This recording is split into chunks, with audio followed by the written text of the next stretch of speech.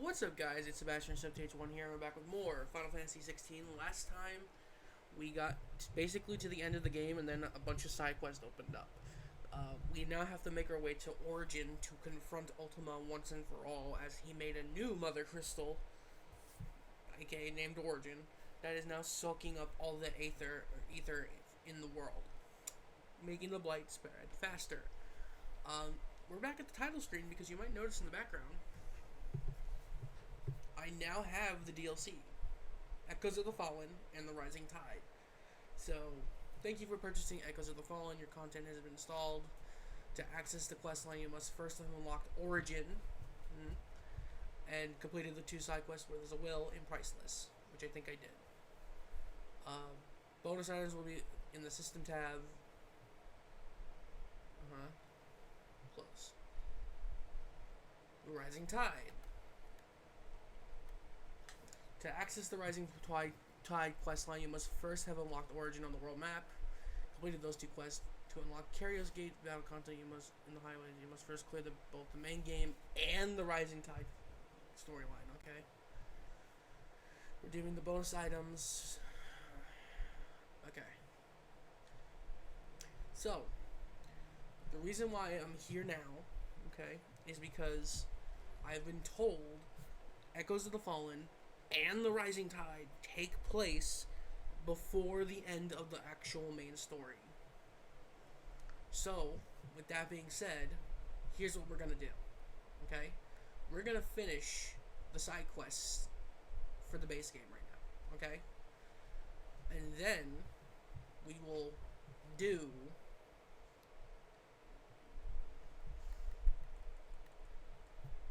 oh shit, the Buster Sword.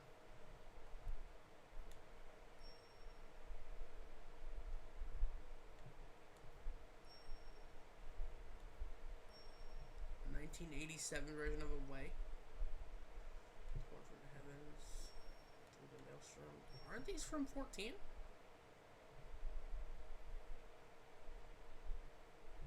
I'll check them out in the stone. We will be doing the Rising Tide, not the Rising Tide, Echoes of the Fallen first. I hear that's short. And then the Rising Tide, which I hear is a little bit longer. And then going after Ultima. So, I will be putting the names of those DLCs into the titles from when I start them. But for now, we have a few quests here to do. But I want to see these swords. So, the Buster Sword, I know what it is.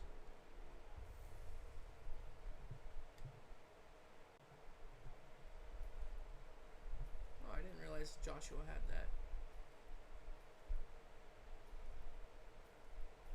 Oh. Yeah, sure.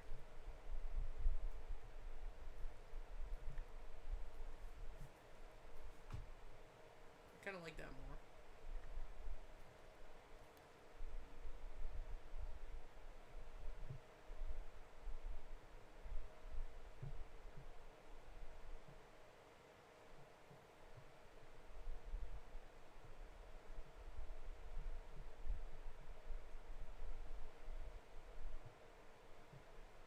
I did have Everdark.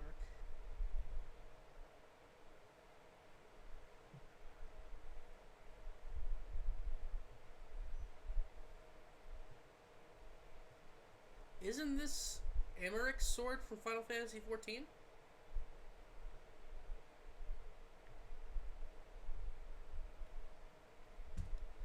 Burdens both born and overcome. I think that is Amaric's sword from Heaven's Ward. I'm going to use the Buster Sword for a little bit. And then change it over to the other one. It looks so silly.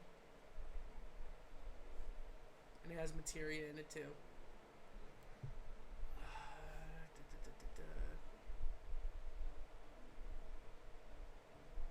Trouble with your gear, or what do you want? Interesting, you can't level them up.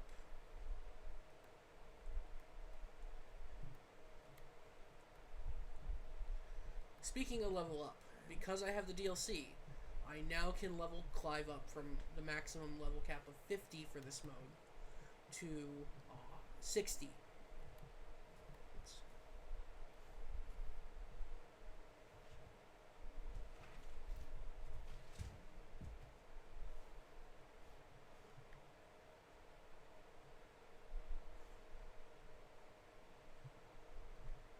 was in the middle of doing some trophy grinding.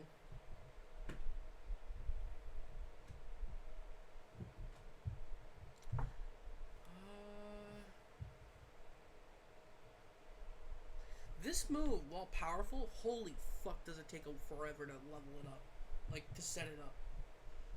Anyway, kind of don't really want gun gear.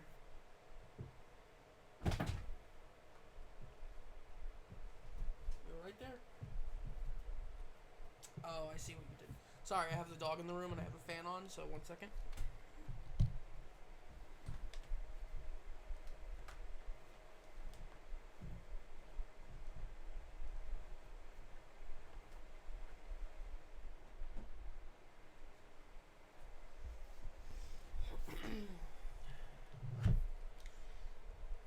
Okay.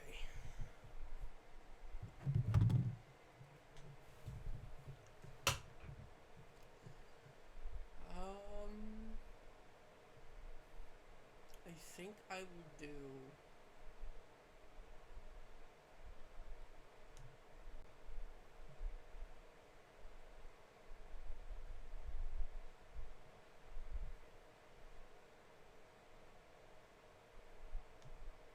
Ignition. These two are just too good with Mega Flare. I have this to use it, and then obviously if I use the actual ability, I can also build up the Zetsuken gauge. So.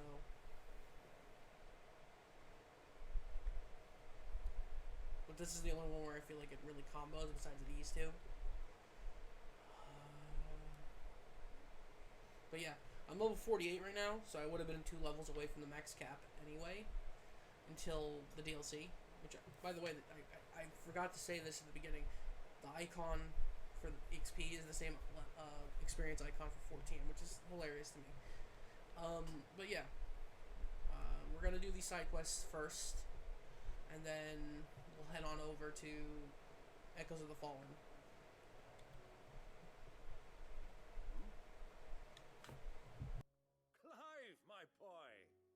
Rutherford informs me that we owe you our thanks.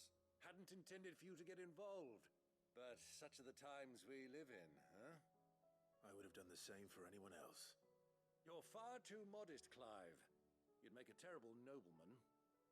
But tell me, is the realm truly in as dire a state as Rutherford suggests?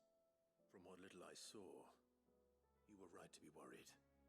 I suppose I should have expected the worst. But I was rather hoping the great and good of the realm might have things a little more under control.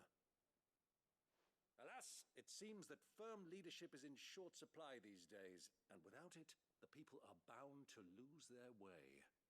We must move quickly. But where do we start? True, the challenges that face us are many, but in my estimation, there are 2 key areas to be addressed before any other. The realm's armies and her larders. As you've seen firsthand, it's every man and woman for themselves out there. Certain cities have banded together to try and maintain some semblance of order, yes, but such cases are few and far between.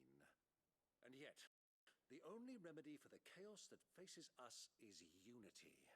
A unity that transcends even the borders laid down by our ancestors. In short, if Storm does not stand together, she will fall apart. But how would one even begin to unite the realm? The armies, my boy. As I told you already, we begin by restoring order among the ranks of those sworn to maintain it. Sadly, I doubt I could convince even the lowliest gaggle of privates to dig a latrine together. But I do know someone the High Commanders have been known to listen to on occasion. Field Marshal Eugen Havel. I thought he was retired. He was, until an Akashic army tore through Randalar and killed most of the rank and file. There is no man alive more capable. Literally. And as luck would have it, I've already spoken with him on the matter. Of course you have.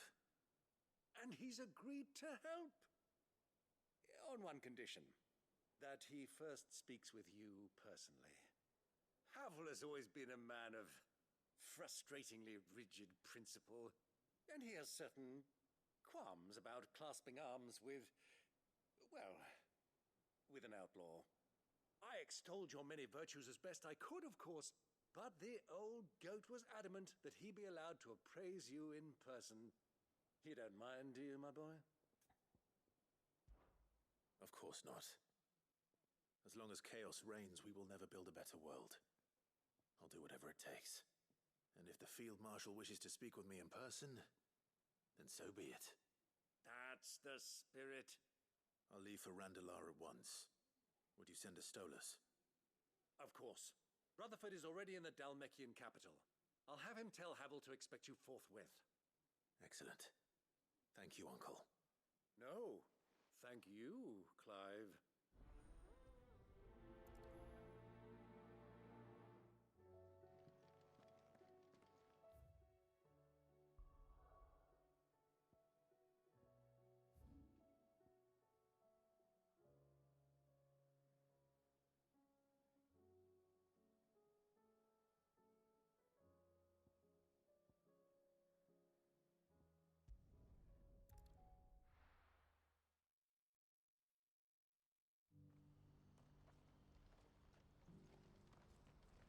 Do you see that too? What are you looking for?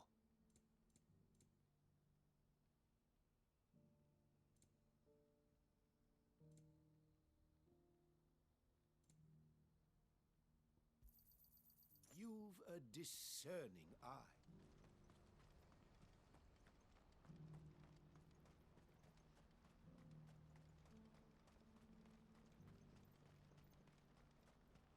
Papa?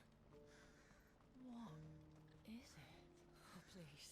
Just make it stop. I'm scared. It's all right.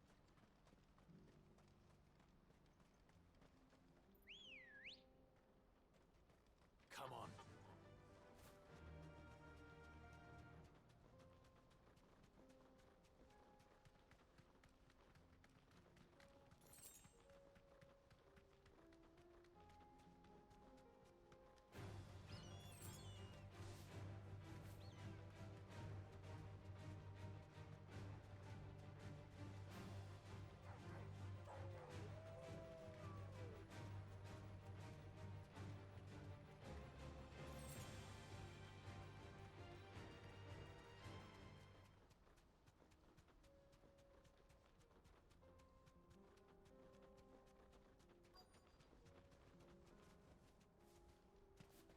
That can't be Rutherford, can it?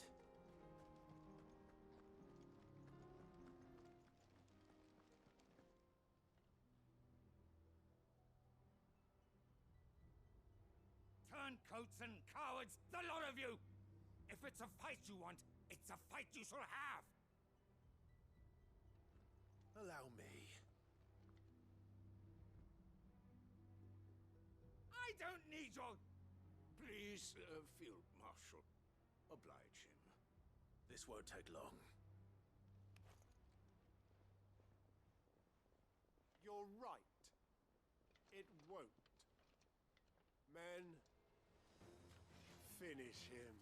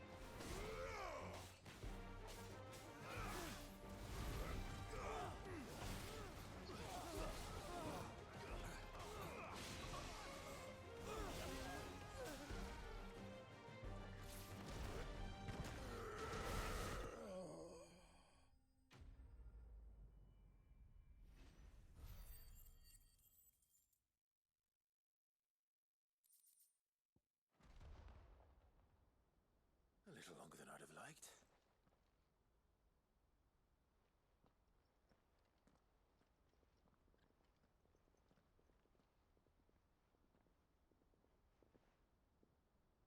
Field Marshal Havel, I presume. Are either of you injured? No, my lord. You arrived just as our escort turned on us. Fucking traitors. I'd heard reports of soldiers in the outlying regions abandoning the oaths they swore.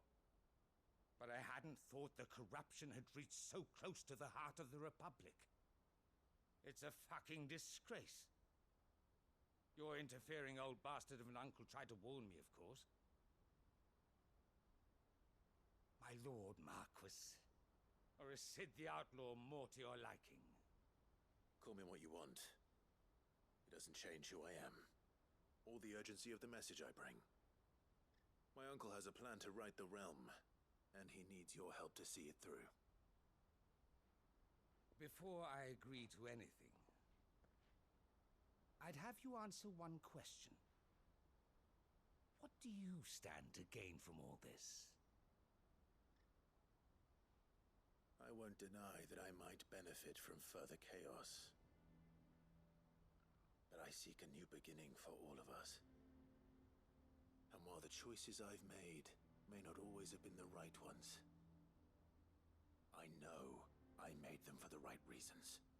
For so long, so many of us have been told how we could live, how we could die, when it should have been our decision all along.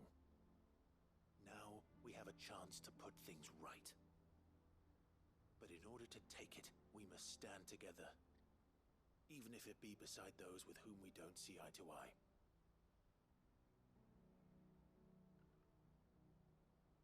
Certainly not the words I expected from an outlaw.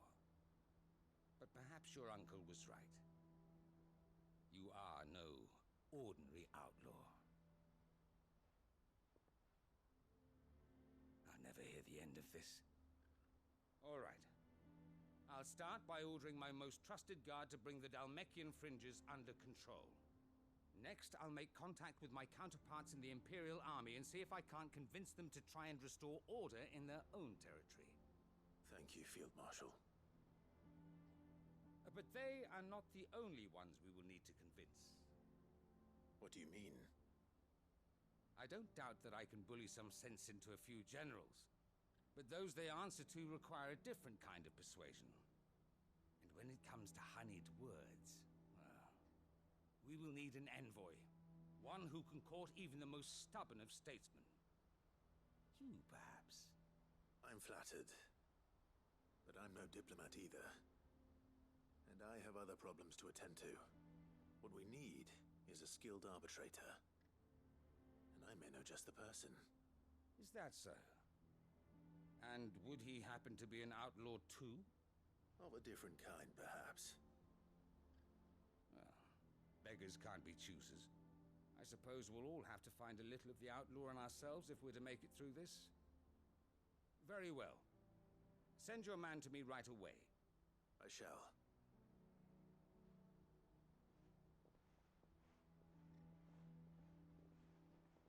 My lord Marquis.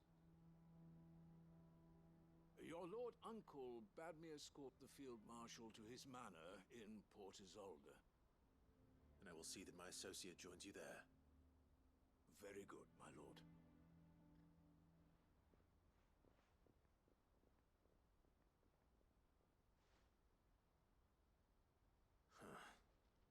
An envoy. I'm not sure I'm the man to talk anyone round. I can barely convince my brother to take his medicine. No. This is a job for someone with experience. Someone like Quentin. I hope I can convince him at least.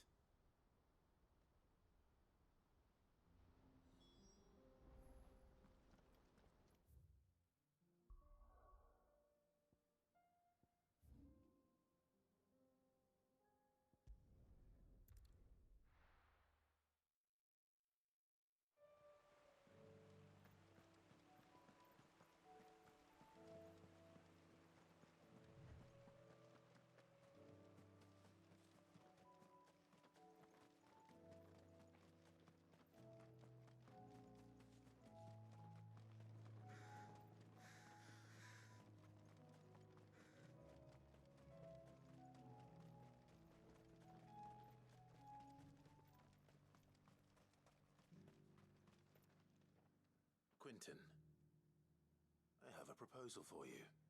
Do you now? Something tells me you'll be asking more of me than a cask of Gotand gold. Go on then. Propose.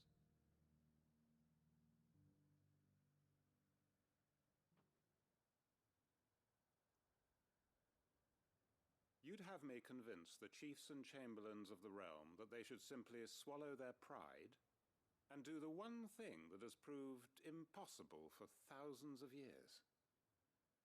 Was there anything else? Perhaps I can fetch you a meat pie as well. I know it's a lot to ask, but I can think of none better suited to the role. And you'd have me give up what little I have left to do it. I told you, Clive. The people of Lostwing are my family, and I cannot abandon them. You'll have to find someone else. I'm sorry to hear that. So am I. And why might that be? What he's asking. How's it any different to what you've done so far? They want you to speak for those who can't speak for themselves. That's what you do best. If it's the vineyard you're worried about, we'll see that the grapes are picked and the tons filled. You know we will. It's not that. Then what is it? You said yourself we're family. Don't you trust us? You know that's not what I'm... Then what are you saying?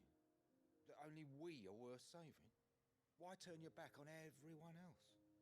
You convinced us we could build new lives for ourselves, and if you can do that, who's to say you couldn't convince the entire realm? A stirring argument. I fear that any rejoinder I make might fall somewhat flat by comparison. So you'll join us? Where do you need me? Field Marshal Havel will want to speak with you in person. He's currently in Port Isolde. I can arrange for a party of Cursebreakers to accompany you there. That would be very much appreciated. I hear the roads are far from safe these days. Hopefully not for long. My uncle will want to know that his plan is taking shape.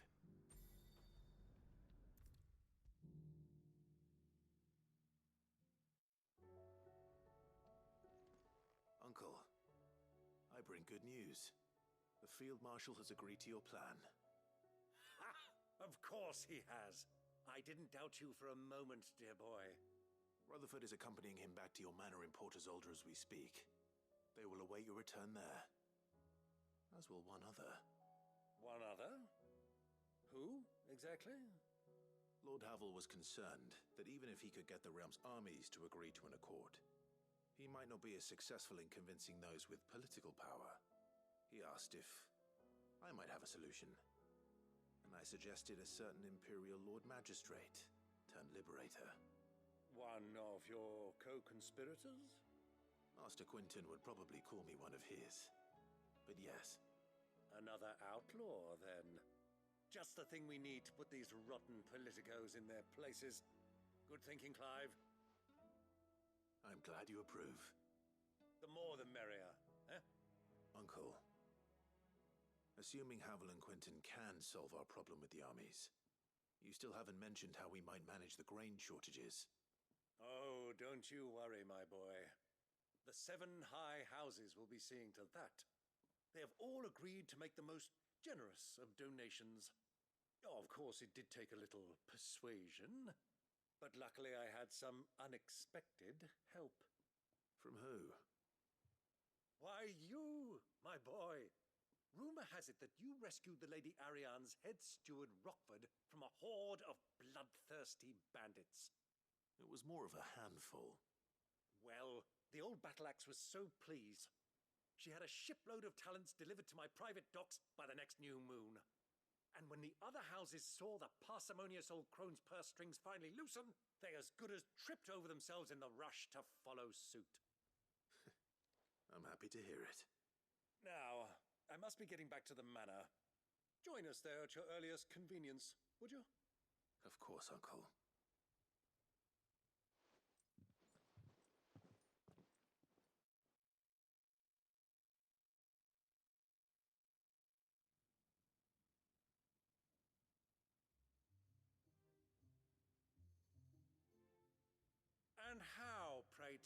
Will we get that grain to the capital if the roads are still overrun with Akashic? You'll find another bloody road. I only have so many men, and I'm not about to send them headlong into an ether flood. That is, unless you'd have them turn as well. Well, I'd certainly eat less. Says the man with a belly bigger than a band of curls. My soldiers actually need their rations. Without any food to keep them going, they'll be dead even before you've sent them on your fool's errand. If I may, gentlemen, perhaps I might suggest an alternative approach. Though supply routes are indeed disrupted, there is no shortage of ships. Indeed, they bob away in every bay from here to Randalar, awaiting a safe haven. Allow them to make port and fill their bellies full of grain. And once those who crowd the cities are fed, ferry the displaced back to the countryside to work the fallow fields. But I'm sure that you wish to continue your discussion. Forgive the interruption. Two such firm friends as yourselves need no help from the likes of me. Rutherford spoke fondly of the great bond between you. Us? Friends? I can't stand the man. Clive, I'm beginning to question the quality of the company you keep. And what kind of company were you expecting him to keep? The man's a criminal. Criminal? How dare you? You are not fit to breathe the same air as this fine, upstanding young gentleman. Upstanding? He calls himself Sid the Bloody Outlaw. Once more onto the breach.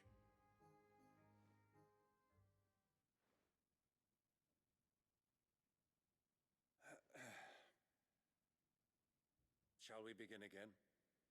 What we seek here is not to create a new nation, nor to claim the thrones of those that already exist. We wish simply to bring stability to the realm that mankind might weather the current storm. And to do that, we must convince those in power, the generals, the statesmen, the nobles, that our cause is just. There will be disagreements, yes, and I imagine some resistance, much resistance. But we cannot let that deter us. If we show them the path, show them that we walk it ourselves, then I am confident they will follow. The fate of the world lies in my nephew's hands, but the well-being of her people lies in ours. And we must not squander the chance that Clive has given us. Uncle Byron, Now, with that settled, let's move on to the signing of the Accord. For what great moment in history hasn't been accompanied by a little ceremony?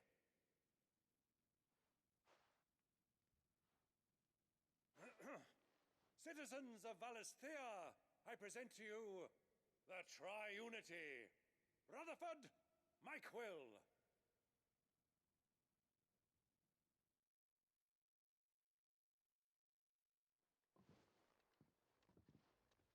Well, my boy, the stage is set. that it is. This is the role you were born for. Now I ask only that you trust in the talents of your supporting cast. We shall play our parts to the best of our abilities, that you might have the opportunity to shine. The realm needs its Sir Crandall, and there is no better Crandall than you, Clive. I want you to keep this signed accord as proof of our faith in you. I will. Thank you, Uncle.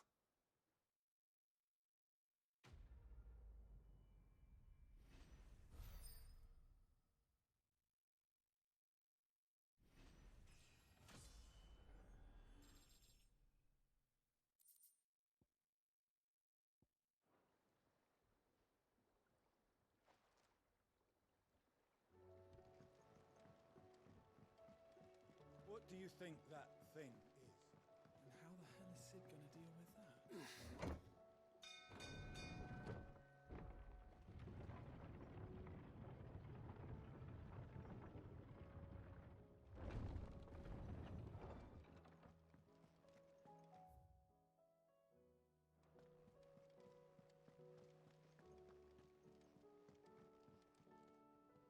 Sid, I was wondering if you could help me.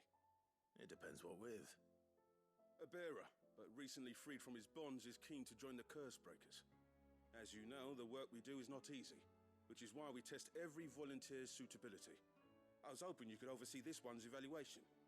I don't mind, but why this one? Because he wants to be a scout. Our ranks are filled with men and women capable of breaking chains and putting slavers to the sword. But scouting, we're few with the nose for that, which is why we still rely so heavily on Gav. And since he accompanies you on so many of your missions, I thought you might be better placed to recognize the traits in him that we should look for in those who'd fill his boots. Sounds reasonable. So you're happy to oversee the boys' test, then? One can never have too many scouts. Truer words, Sid. I'll let the initiate know that you'll be attending his trial, and that he is to proceed directly to Northreach in readiness. No time like the present, eh? No time like the present. I'll await you there.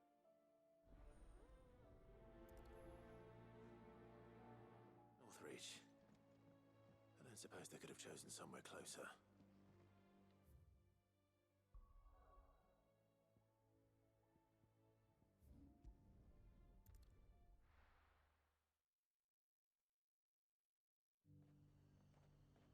Nazaire might at least have mentioned where in Northreach he'd be testing this recruit. Those whites will think twice before attacking us again. Well met, Sid. This is the initiate. Ember, present yourself. At your service, Master. Please, just Sid. There are no masters here. Your life is your own. Oh, of course. Thank you, Sid. The sergeant says you'll be evaluating me at my trial. To become a scout, yes. You are aware of the dangers inherent in that role. I am, but I swore I'd face them. Just like the man who saved my life. And who would that be? Gav. It was him who found me and freed me. No magic, no support, just one man and his nose. Came and sniffed me out. It taught me what one man can do if he puts his mind to it. And I've been training ever since, so that one day I can be someone's saviour, just like Gav was mine. I'm sure he'd be flattered. You clearly have good intentions, Ember. And it sounds like you're under no illusions. Stick to this path and you'll make a fine curse breaker. So, what? Have I passed? You haven't even started yet. Now listen.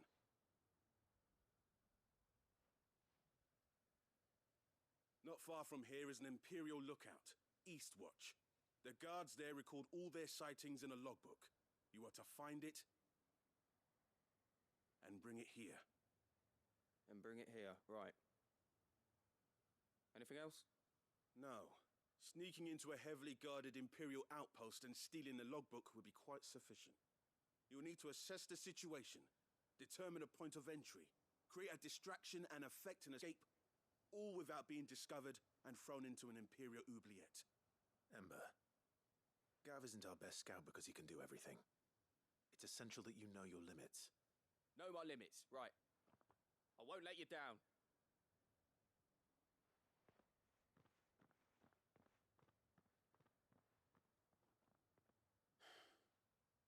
It shouldn't be as dangerous as I made out. But keep a weather eye on him all the same, would you? On my way. All right, Ember. Impress me. Caution, brother.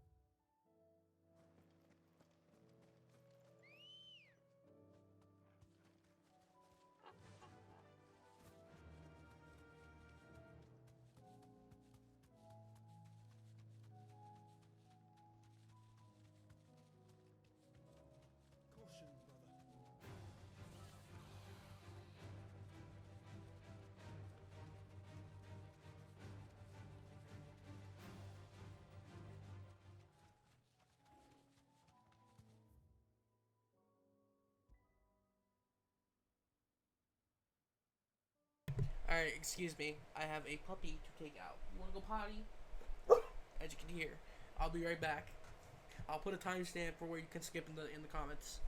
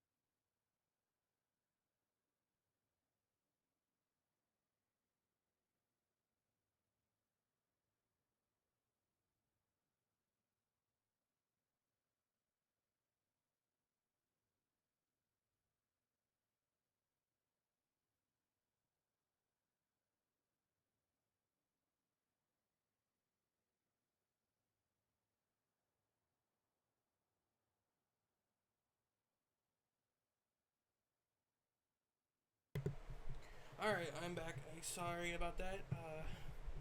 Puppies need to poop. So,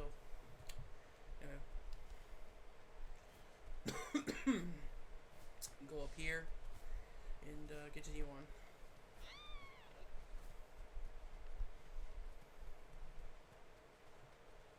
These are clean kills. Perhaps young Ember really is ready. Or maybe not.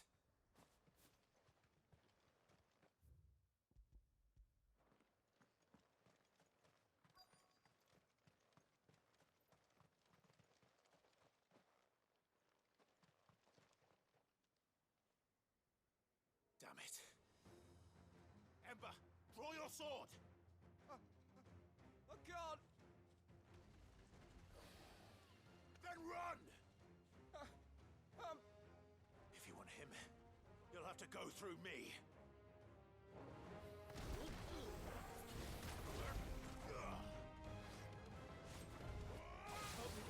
To me, boy! To me, boy!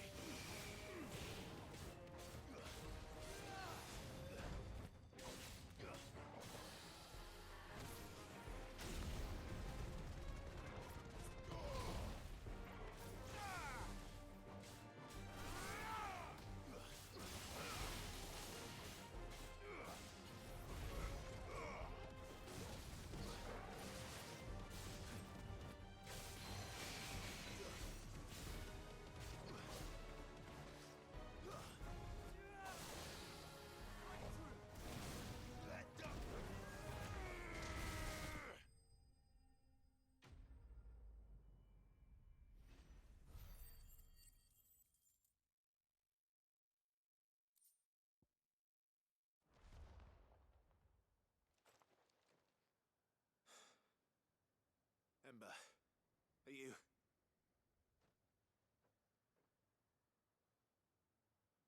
Gone.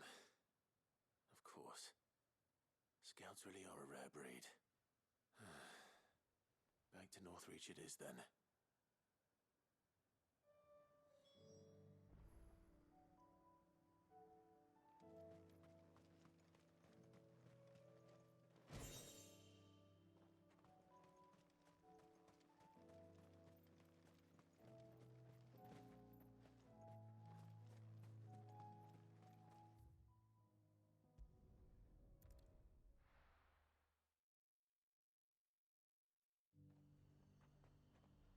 The garrison said they'd take another 100 of me pitch pots.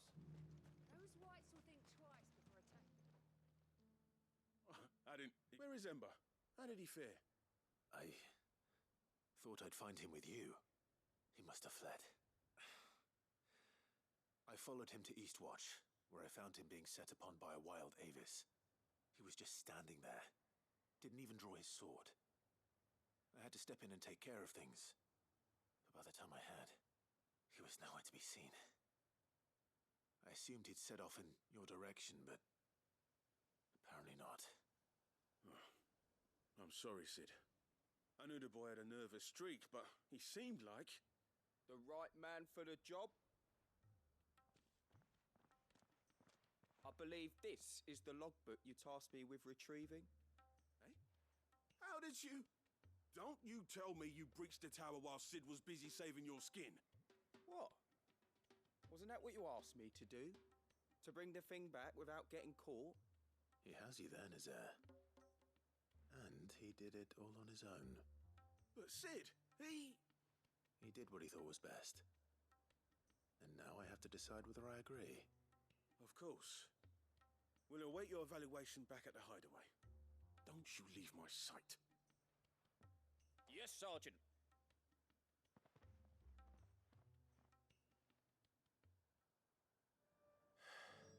This won't be an easy decision.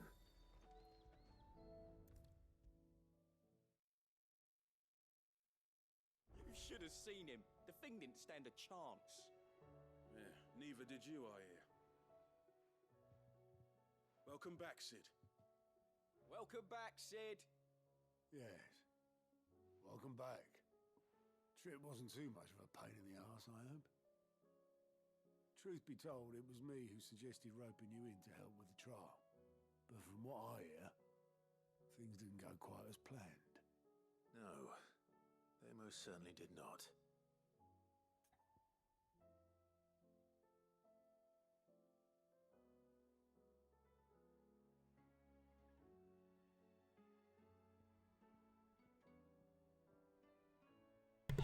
I don't know.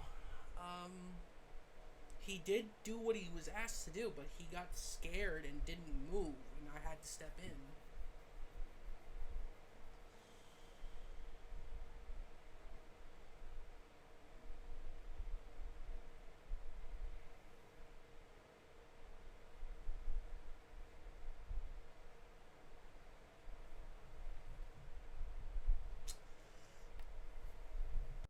Ember lost his nerve in the face of a beast of prey, but he didn't lose heart. He pressed on, and he achieved his aim. And is that not what we ask of our scouts? Indeed it is. Thank you for your honest appraisal, Sid. The fact remains, however, that Ember will not always have a battle-hardened warrior on hand to pluck him from the jaws of peril. All I have gleaned from this trial is that without someone watching his back, Ember is little more than a liability. Wait, Sergeant. Ember still has much to learn, it's true. And this time he was found wanting. But I'd say he's due a second chance, nonetheless. After all, he did do as you asked. With a bit of hard work, any hand can be made to hold a blade, and any mind can conquer its fears.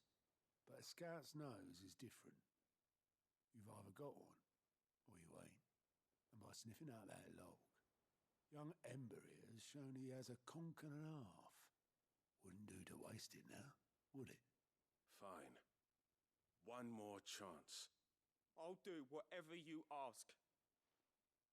I'll spend my days and nights in the pit if I have to. I'll show you. Just you wait. Daft as a brush, that one. But his heart's in the right place. Just like someone else we know. And if you ask me, we've been leaning on him for far too long. That time the curse breakers took some of the weight off his shoulders, I reckon. It couldn't hurt. Just don't tell Gav I said so, will you? I won't have him thinking he's been hard done by. Next thing you know, he'll be asking for a day off. Chance would be a fine thing. Back to work. Forgive me, Sid. This did not play out as I expected. Things rarely do these days. But that's why we need men like Ember more than ever. Men who can make the best out of a bad situation. Remember that. I will, Sid. Thank you.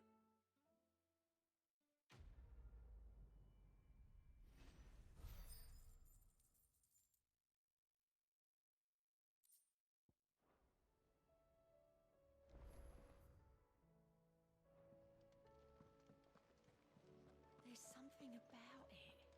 I feel like it's calling to me.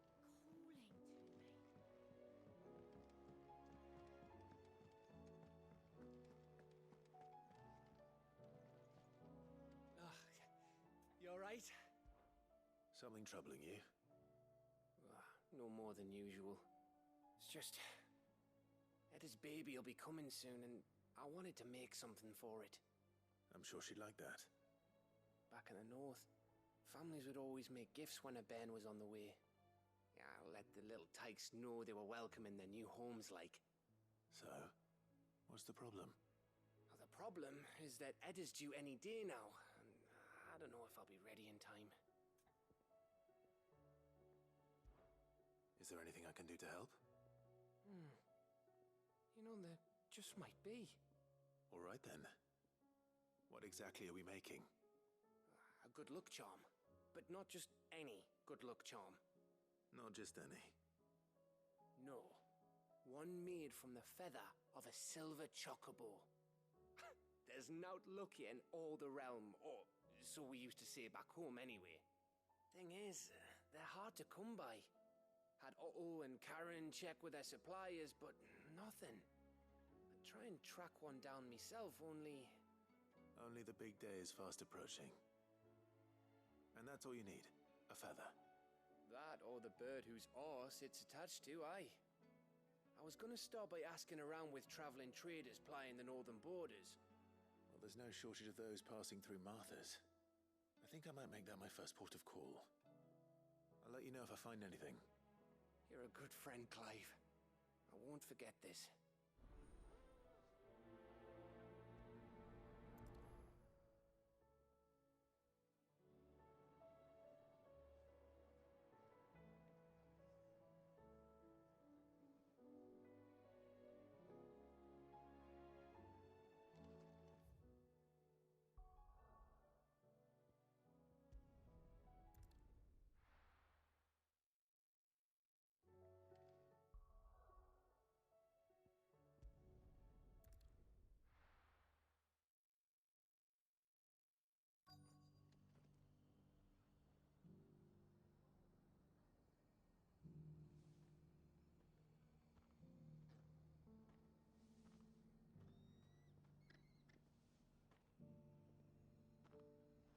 Let's hope one of the merchants here has what Gav needs. Excuse me. I'm looking for something. Oh, well, then I'm your man. A silver chocobo feather. Oh, or maybe not. Though you're not the first to mention the bird around here. There was a man stopped by the rest not long ago claiming he was attacked by a silver chocobo near some gutted hovel not far from Eastpool. Most took him for a braggart and a liar, but who knows? Perhaps there was some truth to his tale. We'll see. Thank you.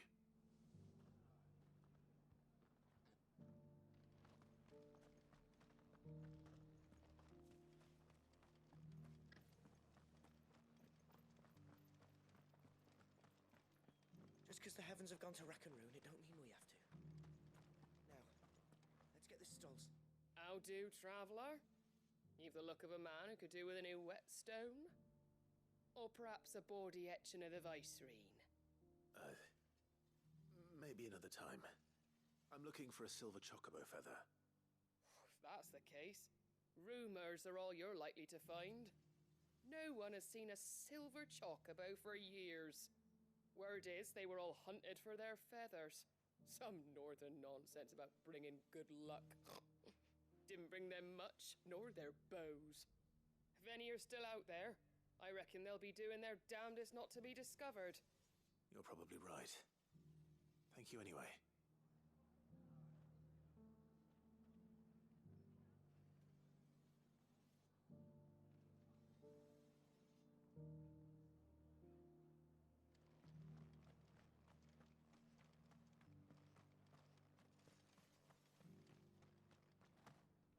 It doesn't still hurt, does it? Oh, 1,000 Akashic jars couldn't hurt me.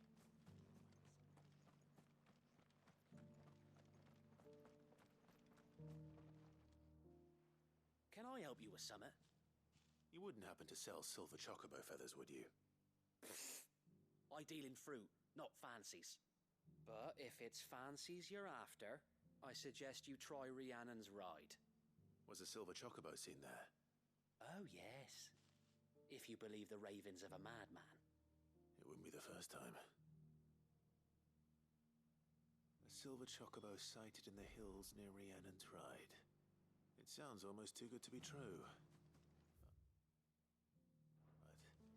But since I'm already here...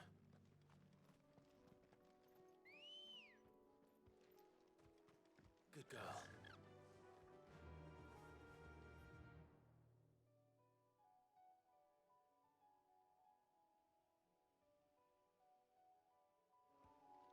Fly, Ambrosia.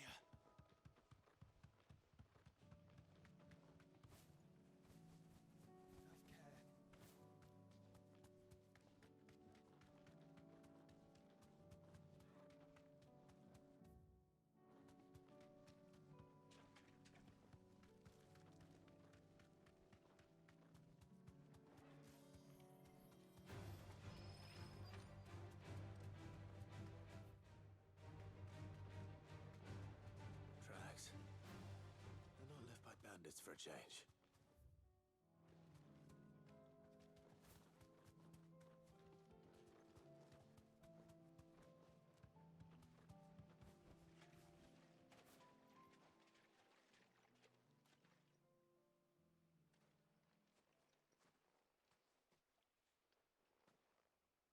More tracks. And these look fresh. The chocobo was here. And recently. Perhaps it still is.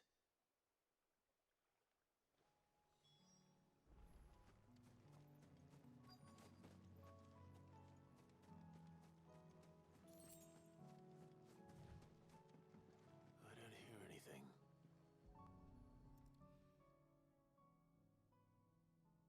Well, I'll be damned.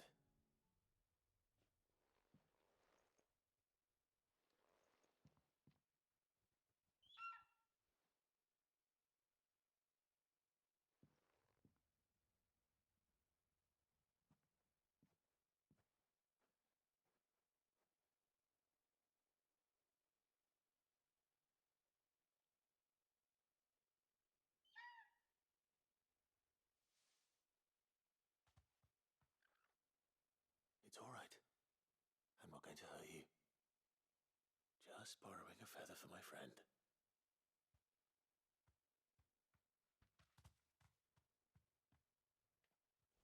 Thank you. Let's get this back to Gav before they change their minds.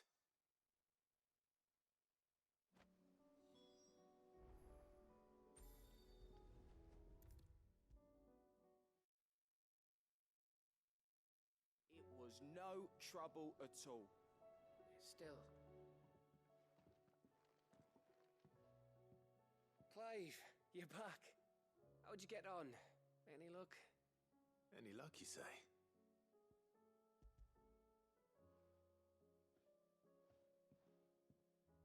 Crystal's crack. Is this what I think it is? Where in the hell did you find it? It's a long story.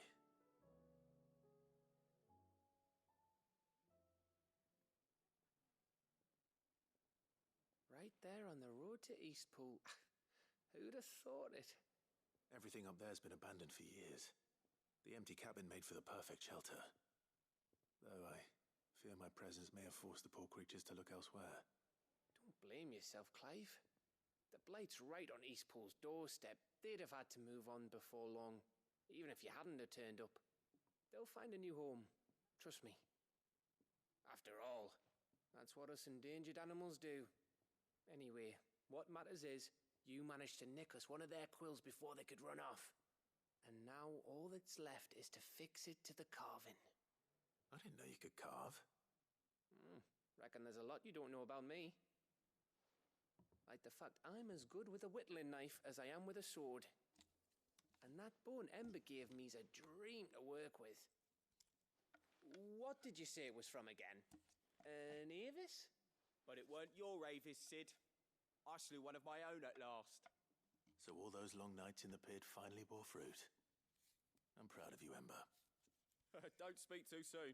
I ain't done my trial yet. There we go.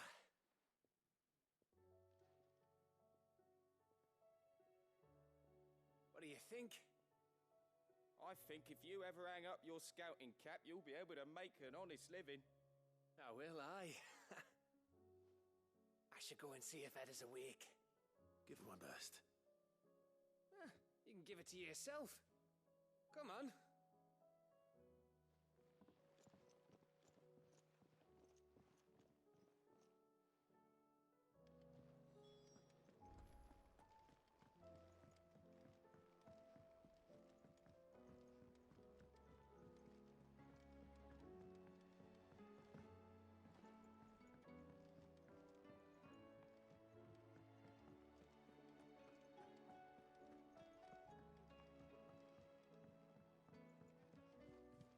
I was just about to go in, but then I thought it might be better if you went first.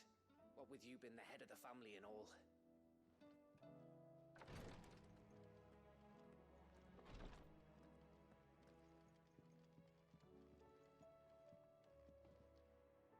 Ah, me lords. How are you feeling? Well, thank you. Is something wrong? Wrong? No, nothing like that. What it is, Go on, please.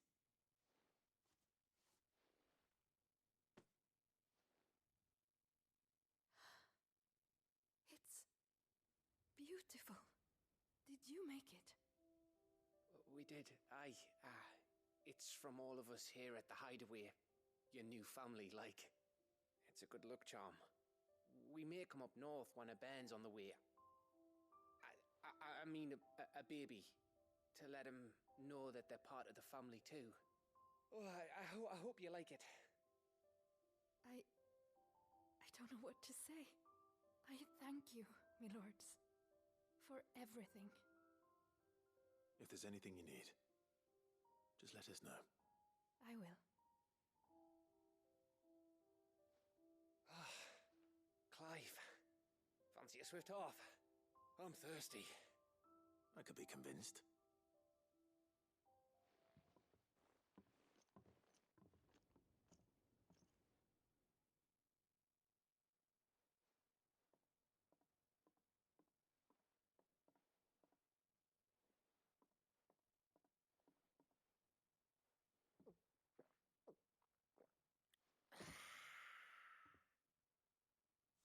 Don't you think you've had enough? Oh, we're celebrating. I'm gonna be a father. I think Edda might have something to say about that. You know what I mean. Bit of light in these dark times.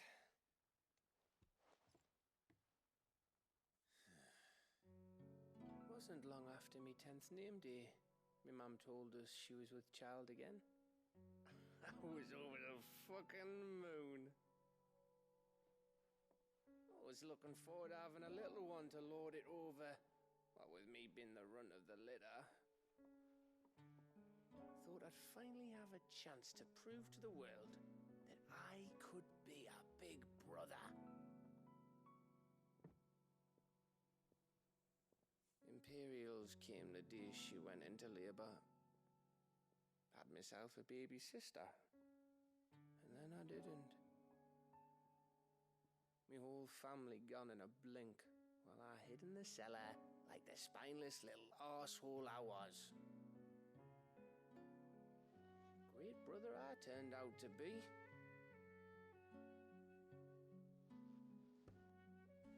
I'll never be a leader. And I'll never be a hero. I'm just a daft little dog who comes running when his master calls. I'll never be like you, or Sid, or Jill, or even Torgal. Have you finished? Maybe.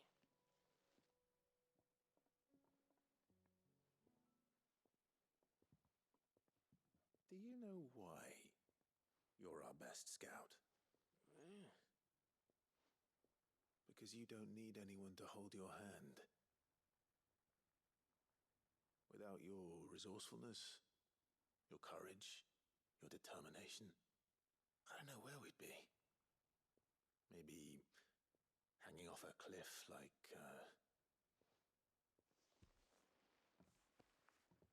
That was only the once. Exactly. You learned from it. And here you are after Founder knows how many missions, stronger for everyone. And let's not forget Rosalith. Who was it who freed me from the dungeon? Who was it who ran to Jill's rescue? That would be me. Because you're our brother, Gav. My brother.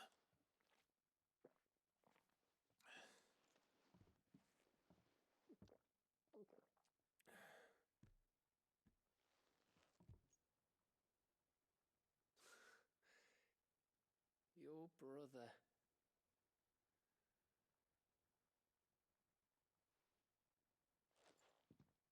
Which means that when the time comes, I get your room.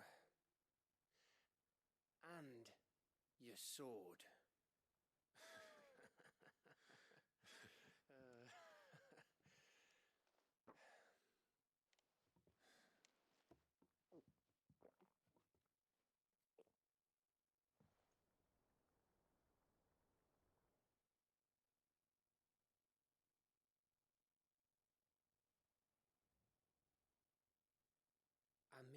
had one too many.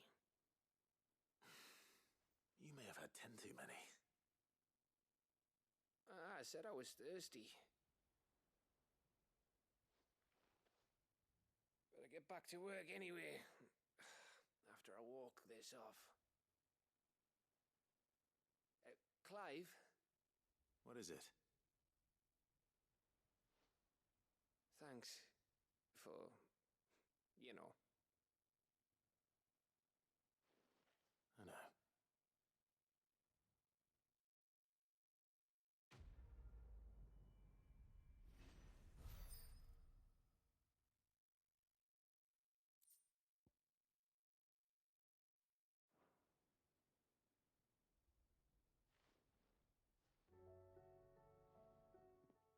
One of these days. One of these days, I swear, it's gonna be me who drinks you under the table. If by under the table you mean retching on my boots half the night, I reckon one of those days was yesterday. Ha ha, you think you're so funny. But just wait till we crack open the bottle I left in your chambers. That stuff's strong enough to burn the horns off a behemoth. Sounds like I'll be needing some new boots.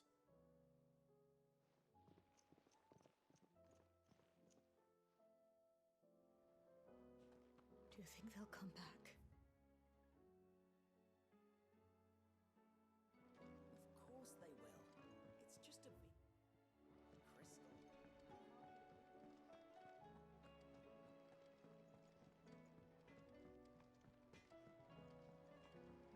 Say what you will, Lady Karen has seen herself.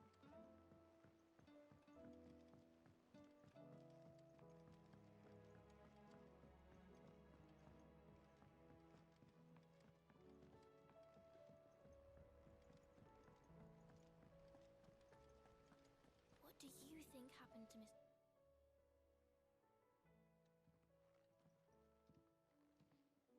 Sid, you have to help us. With what? You didn't take apart another of Mid's contraptions, did you? No. Well, yes, but that's not what we want to talk to you about. It's Miss Mididol. She's been acting strange. Very strange. She's barely ever around. When she is, she acts like we aren't even there. Her head's in a crowd. In the clouds. That's what I said. In the clouds. Well, she does have a lot on her mind. When did you last see her? Not long ago. Right after she got back from saving you from Stonear. Then it's probably just about the Enterprise. It did take quite a battering on the way there and back. You didn't break it, did you, Sid? You really should be more careful around Miss Mididol's inventions. Don't listen to her. Even if you did break the Enterprise, you could put it back together, couldn't you? But who's gonna put Miss Mididol back together? She seems really sad. Why don't I go and see if I can cheer her up? You do that? For us? She's in her dungeon. Don't scare him. It's not a real dungeon. Thanks for the warning.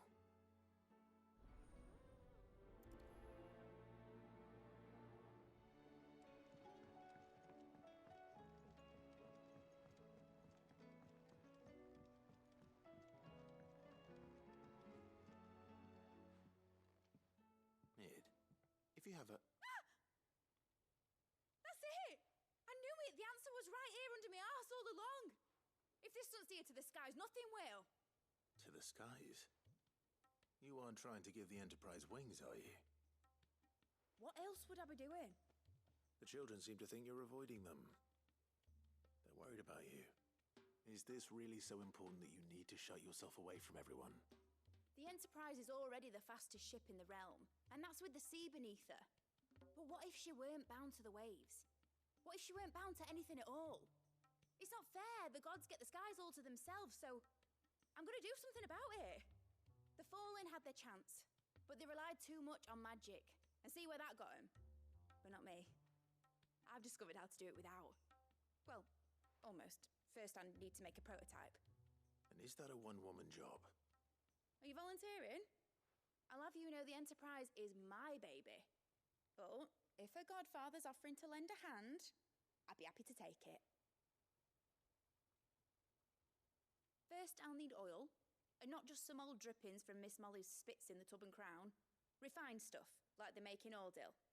Then I'll need some bone, or shell. Light, strong, preferably no longer attached to the beast it belongs to. If it's beast bones you're after, I'm sure the curse breakers will know where you might find some. No, they'll know where you might find some. You're the one who offered to help, remember? I should speak with one of the curse breakers before I set off for Old Hill. See if I can't find this bone while I'm there as well. Has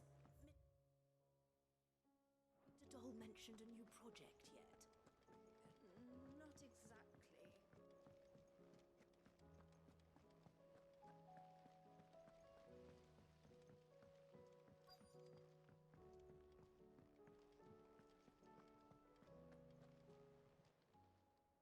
Welcome to the Patron's Whisper. You earned this.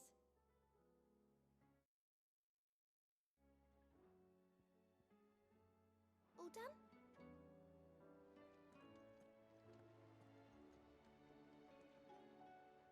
All right, Sid. Come to buy us around, have you? Only if you earn it.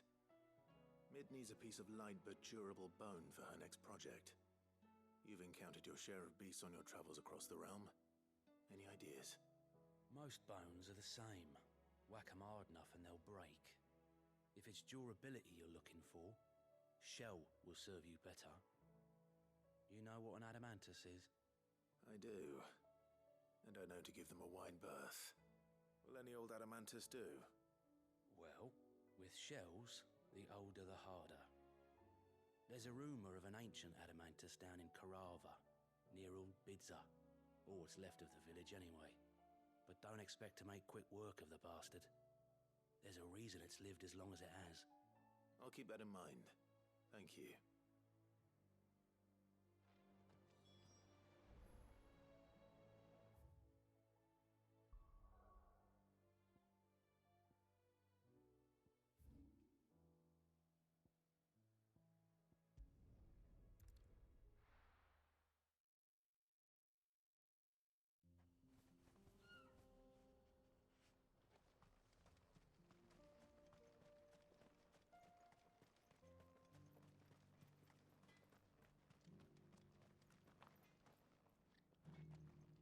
Good day.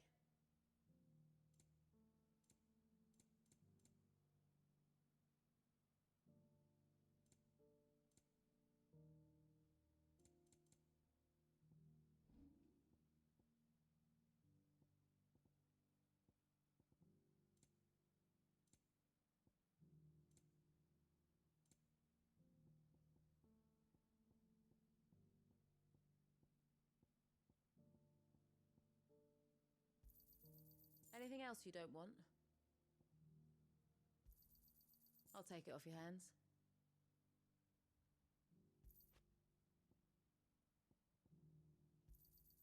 Anything else you don't want? Go safely now.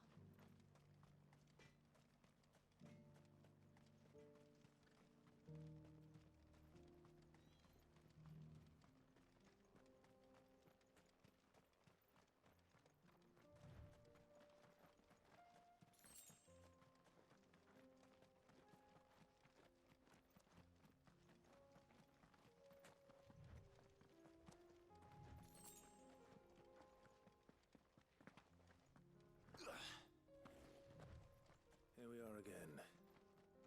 Carava. If you were a tortoise, Torgal, where would you hide?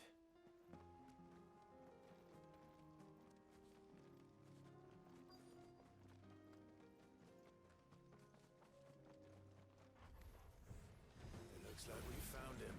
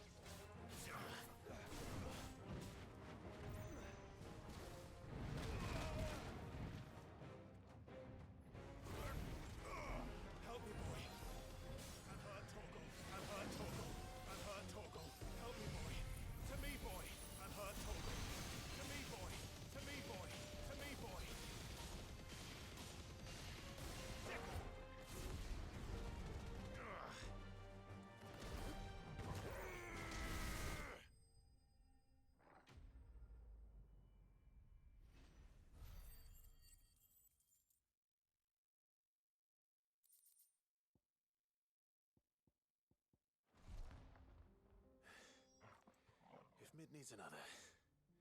She can come and get it herself.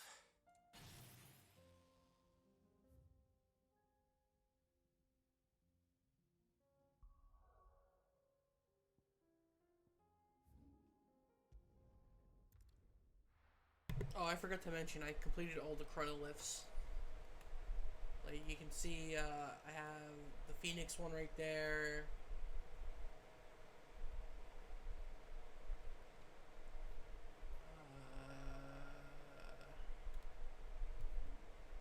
I think this was Ramu, this was Bahamut.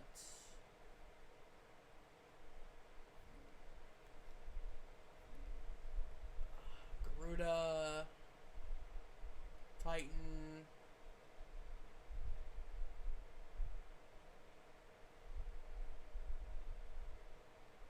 And then Shiva, which was the first one, and Odin. So I have them all done.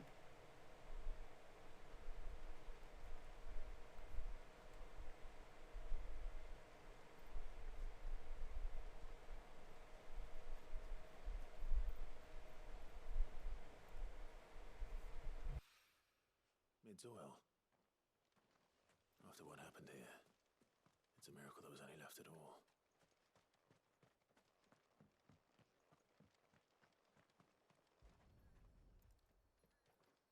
I better get these materials to Mid so she can finish her prototype.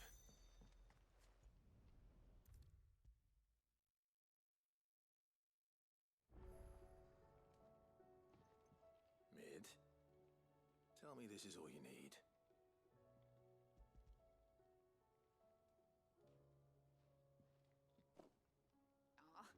You make it sound like I asked you to save the world or something. Tell me this is all you need. It's most of what I need.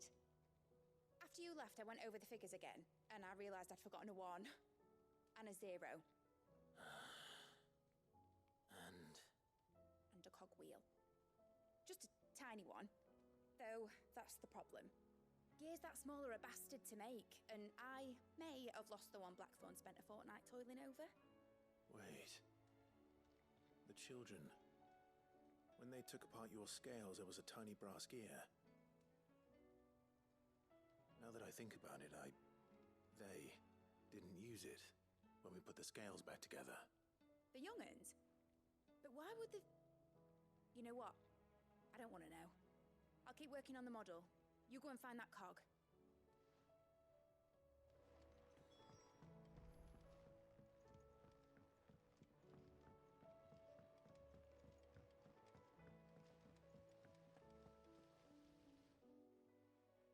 Sid! Is Mid still hiding from us? She wasn't hiding. She's fine. She's just busy working on her next project. A new invention? What is it? What is it? Is it an airship? I bet it's an airship! Do you think she'll let us help? That just so happens to be why I'm here. She needs something special, something only you three can provide. A brass gear. A tiny one. One that might fit on, say, a set of scales? Oh, the one you forgot! We remember! We saved it, just in case. It's in the bag of bits. Since your lesson, we've been disassembling, then reassembling everything we can find. All the pieces that are left over, we keep under our beds, just in case. That's good to know. Look! I found it!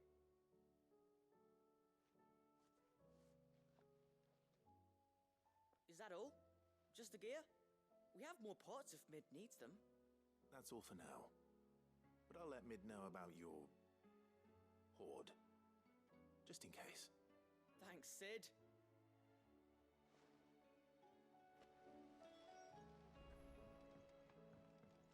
Has Midadol mentioned a new project yet? Not exactly. She seems preoccupied. Well, did they have it?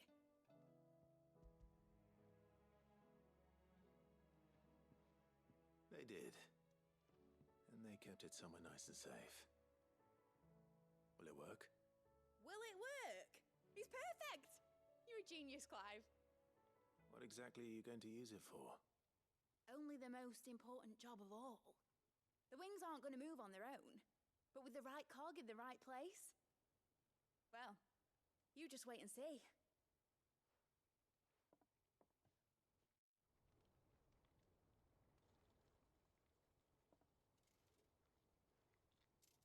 That should do it.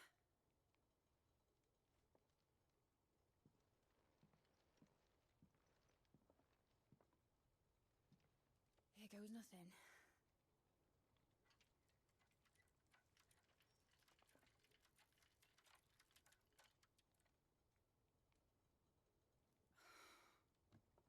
Titan's tits. It wasn't supposed to fly, was it? Of course it was supposed to fly. Wouldn't be much of an airship if it didn't.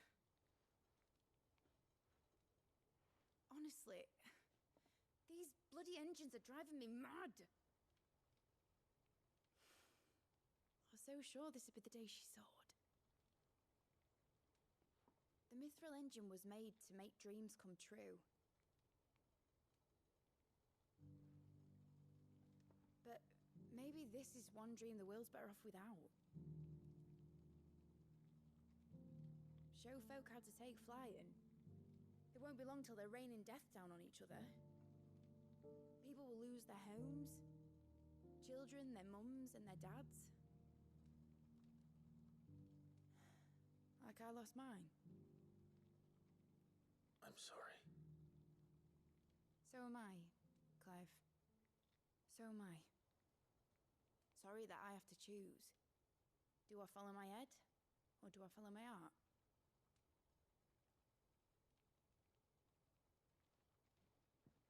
Good question. The first time I stood on the deck of your ship, felt the wind in my hair. It was like I was flying. But imagine how it would feel to actually do it. My dad always said there were two ways of living life. Chasing a dream or shuffling to your grave. And he were right. Right about a lot of things. Not that I like to admit it. People need dreams to chase. Especially in a world like this.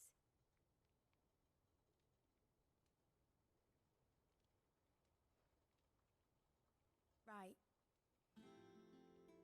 When this is over, I'm going to take all my mithril engines to Zemeckis and sling them over the edge. I won't have my dream end up turning into someone else's nightmare. But all that hard work... All that hard work will not be used for war, Jamie. But it ain't like it'll be gone. Tell me, Clive, have you ever been on a treasure hunt? Not since Joshua and I were boys. Why do you ask? Because I'm going to bury the engine schematics and leave behind a little riddle telling people where to find them. A really hard one, so that only the most dedicated dreamers will ever be able to work it out.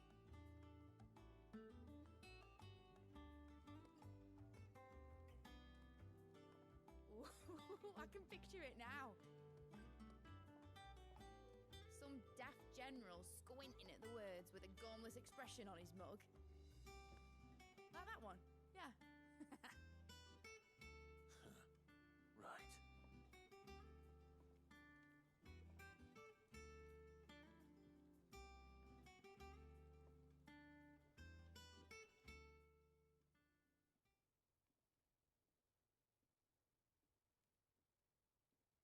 Of course, if I'm putting this engine at the end of a treasure hunt, I'll still need to make it a treasure worth hunting for. Won't be much of a prize if it couldn't even make a toy boat fly after all. My dad always said, dream big. But it ain't the size of a dream that's important, is it, Clive? Only that it's a good one. And I reckon I've got a fair few good uns left in me. I'm sure you do.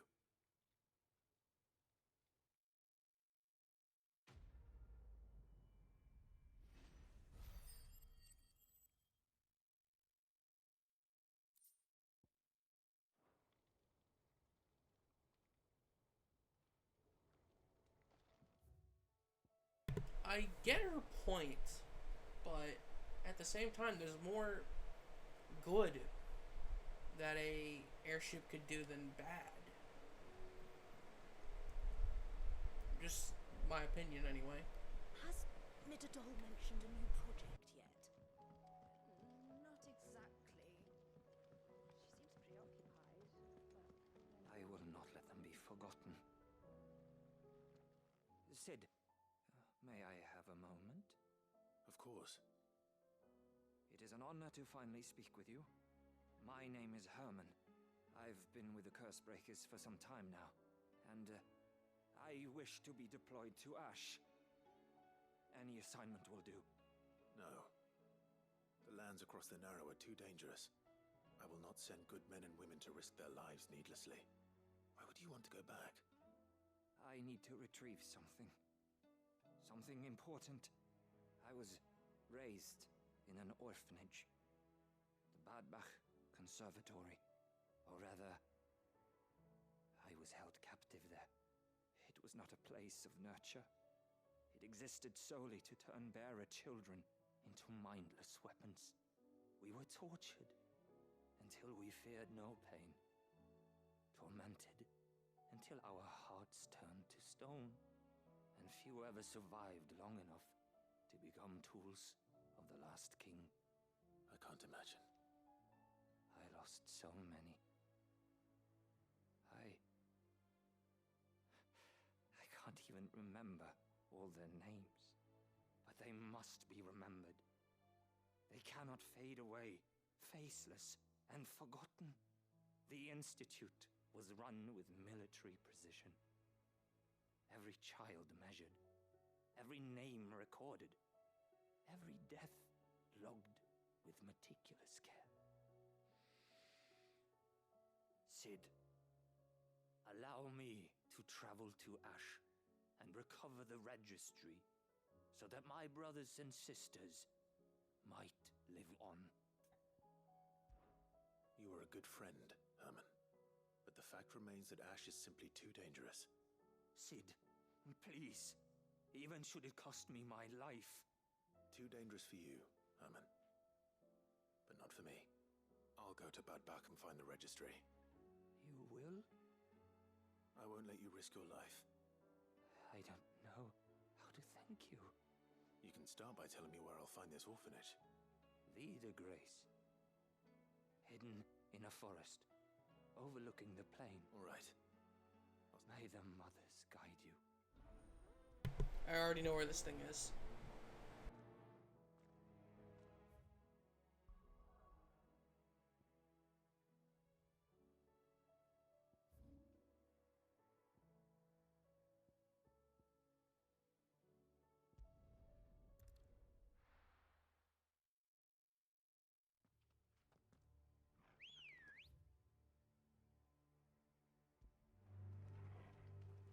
Good girl. Faster!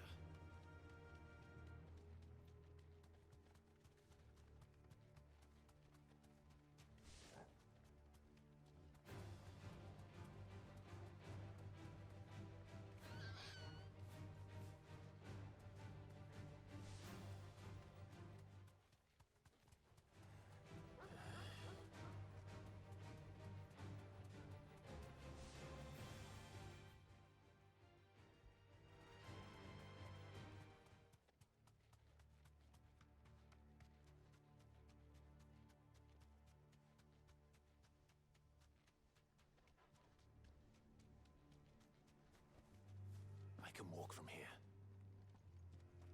This must be the orphanage. Hopefully the registry is still here.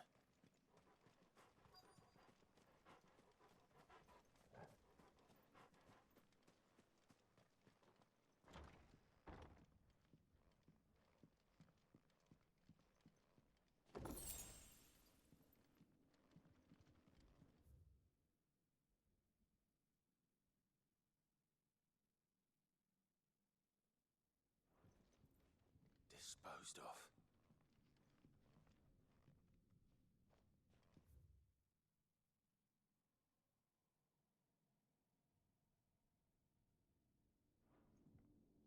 Conditioning. This is nothing short of torture. Herman wasn't exaggerating. It's a wonder he survived this place. I need to...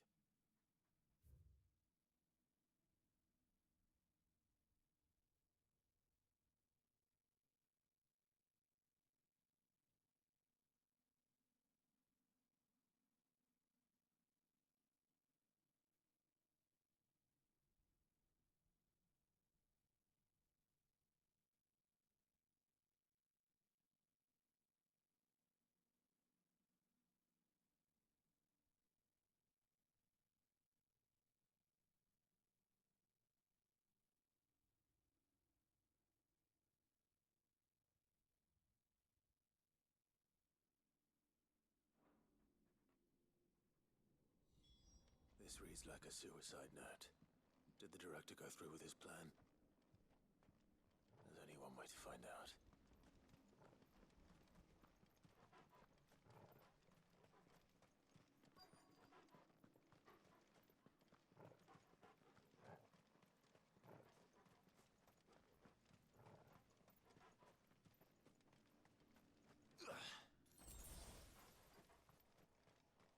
A forked white tree.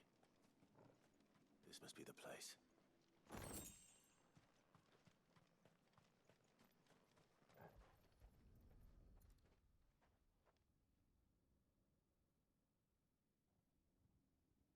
Could he really be buried here?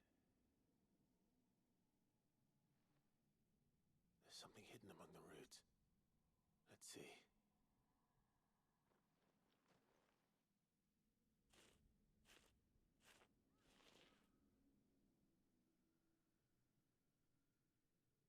This must be the registry.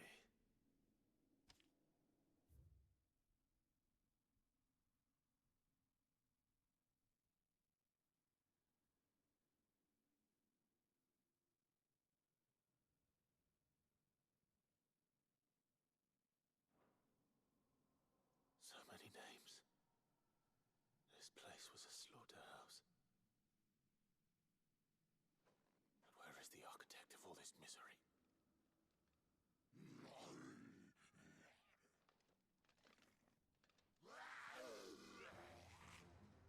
It was only a matter of time, I suppose.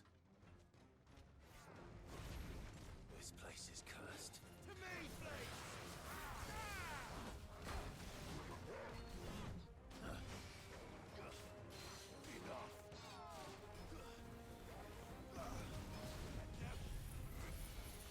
Help me, boy. I've heard Torgal. I've heard Torgal. Help me, boy. To me, boy.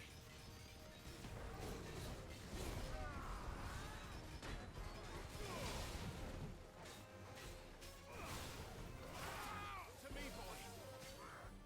To me, boy. I've heard Torgal. Go, Torgal.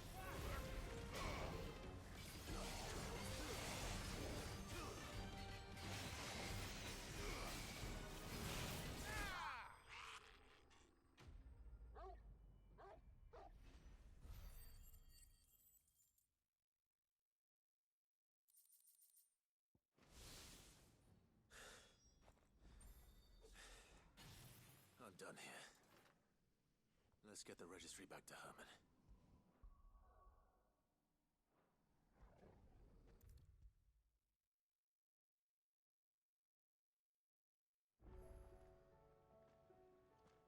I hear that you traveled to Ash.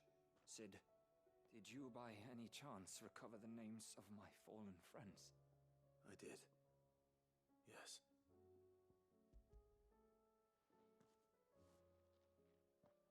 If I may? The bearer registry.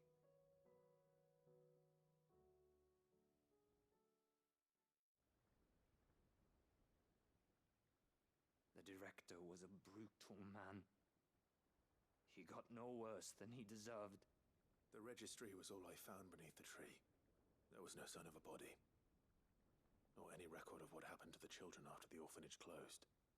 I pray that at least some of them survived. All their names are here.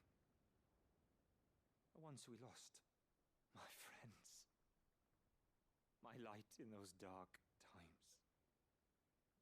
can still remember their faces, like it was yesterday.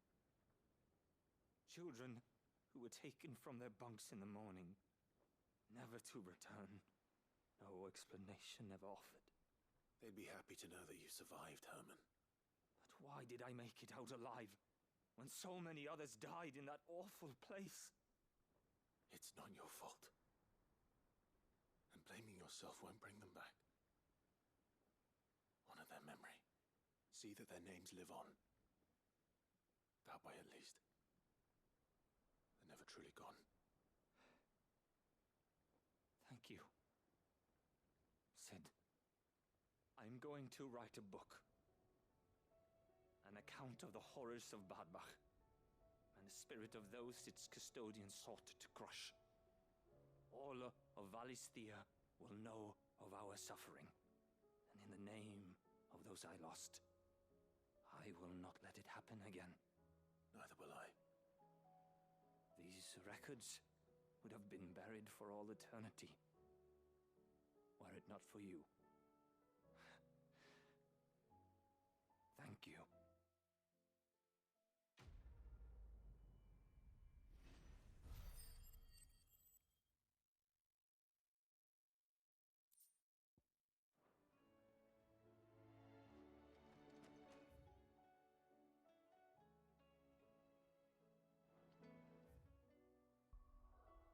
Okay, we finished everything in the hideaway, so we'll go to Lubor, and then we'll go over to Tabor. We're not gonna do Duty Undying yet. We're gonna do this one. So Lubor first.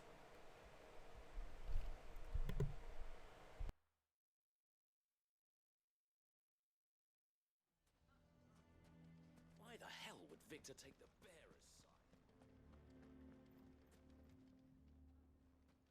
Here to help me pack? Thanks, but I'll be traveling light. I'm almost finished already, in fact. You're really going to go through with this, then? I am. But before I go, there is one small issue I'd like your assistance with. Well, two, in fact. If it's within my power to help you, I will. It's the children. I refuse to let them share in my disgrace. And if I leave them here, they surely will. Our friendship would see them ostracized forever. But I can't take them with me either. I can think of only one place where they are certain to be safe and provided for and loved. The hideaway. Of course. The children would be more than welcome. Thank you, Clive. I will not forget this. Lubor, are you still here? What is it, Ferda? You look pale. There's been a flood in the Velcroy, a damn big one. The League of Outlaws encampment was completely submerged in ether. What? Every last one of the bastards has turned, and they're headed this way. Bandits are one thing, but Akashic bandits are quite another. The town guard won't stand a chance against them. We need to evacuate. There's no time to lose. Ferda, gather the men. The Akashic may strike at any moment. We must make ready to cover the townspeople's escape. Well, what are you waiting for? Yes, my lord. Clive, change of plan. The children stay with me for now. I need you to find Conrad and Natalie. Tell them to prepare for a full and immediate evacuation. Understood. I'll do what I can to convince everyone else. Wish me luck.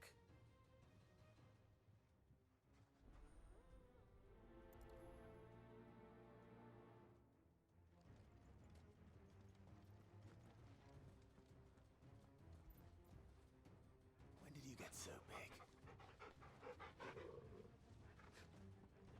You have to listen to me. They're coming.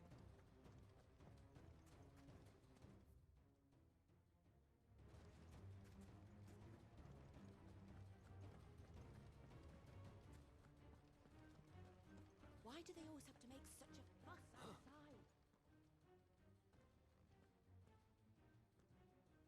Ah, it's What do you want, Lord Underhill? To pass on an important message.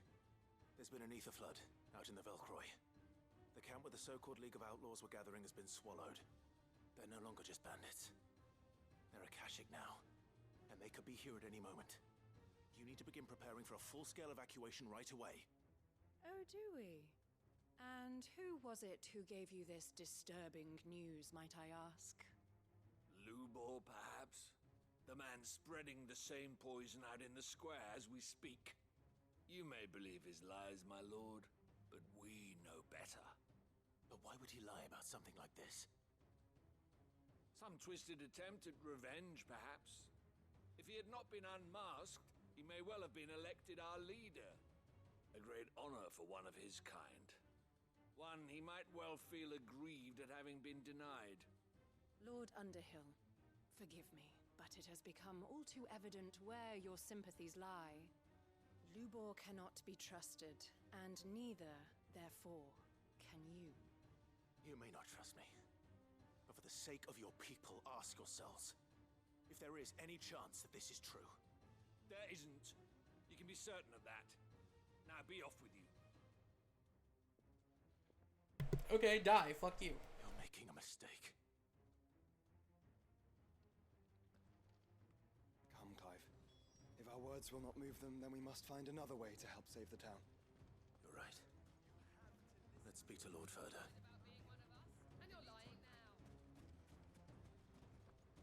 I think we'd better shut up. What's Lubor raving about now?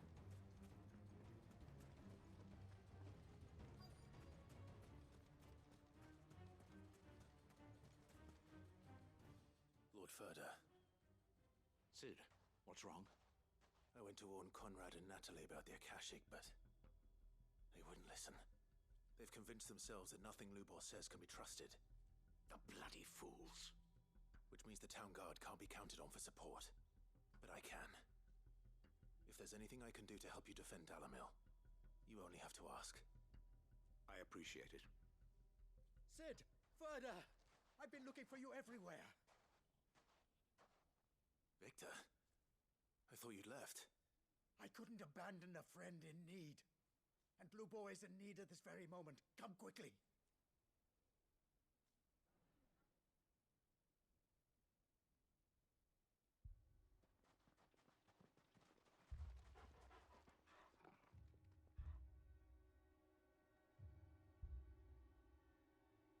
You have to believe me. The Akashic are coming.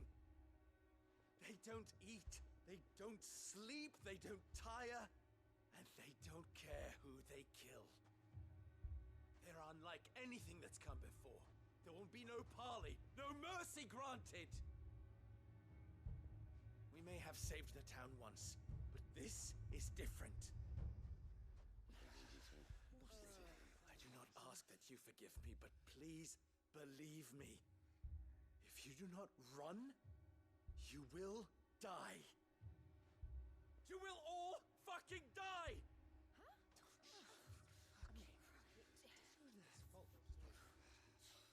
You'd like that, wouldn't you, bearer? Yeah, with us out of the way, your kind will be free to claim Dalamil for yourselves.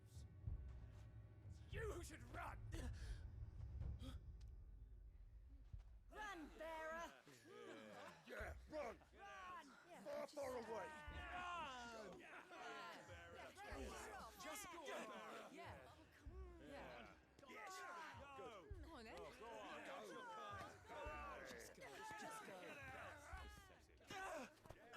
Lubor. Wait. Someone's coming. Come on! Stop! You're hurting him!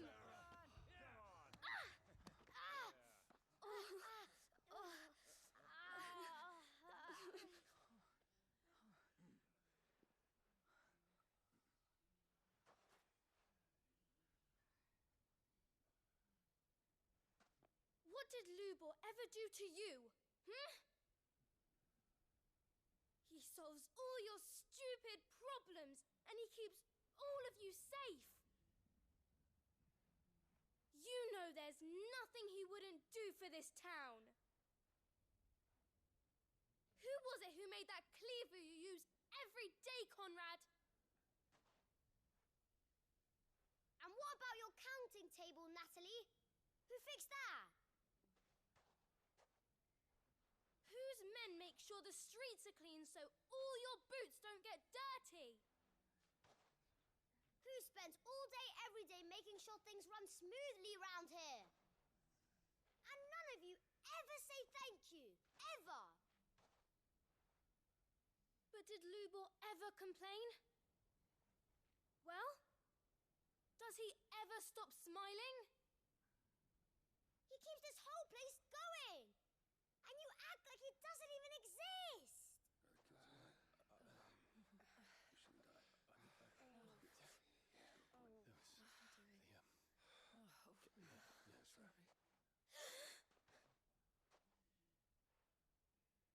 Lubor, we've heard enough.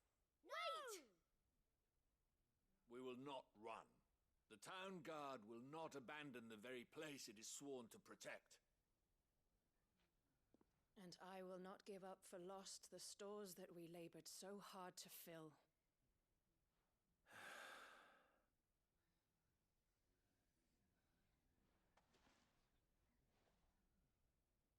So tell us, how do you propose we deal with these Akashic of yours?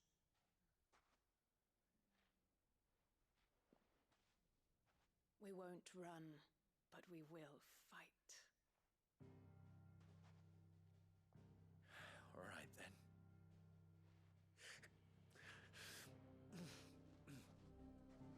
Fine.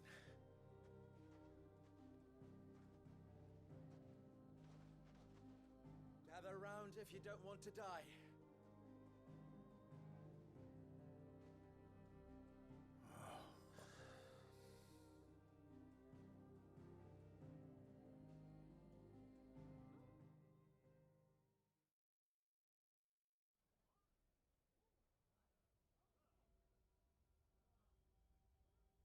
Allow me to explain the situation. The ether flood occurred near the village of Cheratina, deep in the Velcroy. The place had been abandoned for years, until the League of Outlaws decided to make it their base of operations.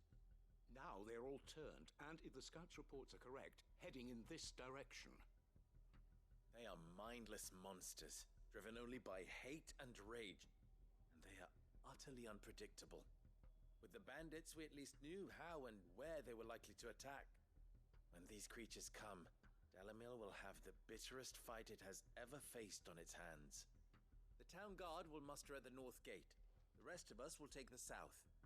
Both forces will provide men to serve as scouts and messengers, ready to spread word of the size and nature of the Akashic force as soon as it is spotted.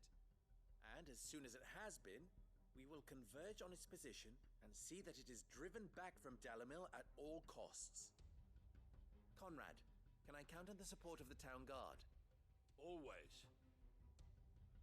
I leave the selection and coordination of the messengers in your hands, Victor. And the command of our men in yours, Ferda. If you would both be so kind. Consider it done. As you wish. Natalie, I would ask that you and your people have the townsfolk barricade themselves inside the bathhouse. And tell the merchants not to waste time securing anything beside the essentials. Preserving life is our one and only concern.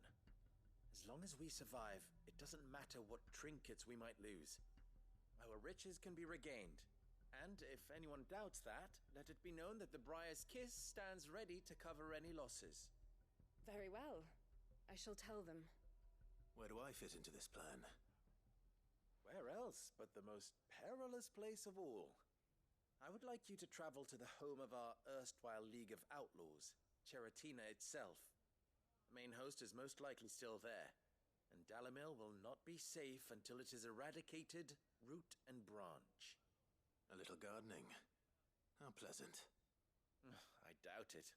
I have a feeling these weeds will be particularly stubborn. Luckily, so am I. So you are. All right then, we all know what we have to do. Now it's simply a matter of doing it.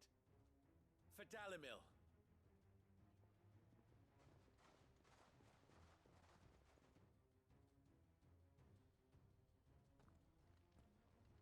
like everyone's ready.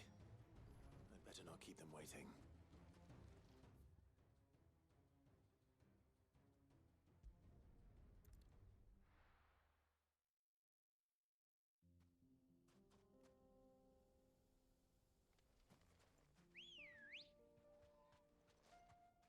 Good girl. Run like the wind. There it is. The flood. But what's waiting for us inside?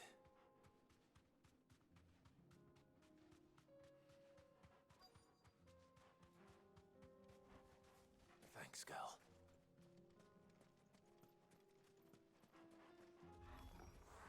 We can't leave a single one alive.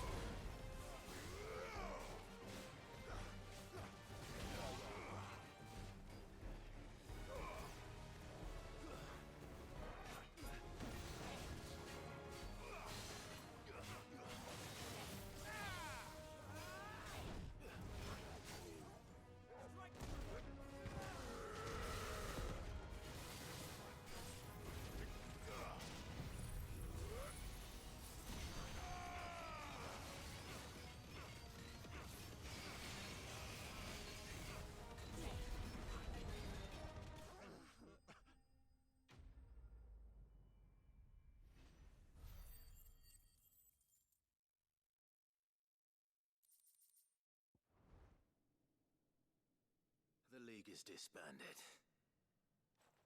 I should get back to Dalimil and see how the others fared.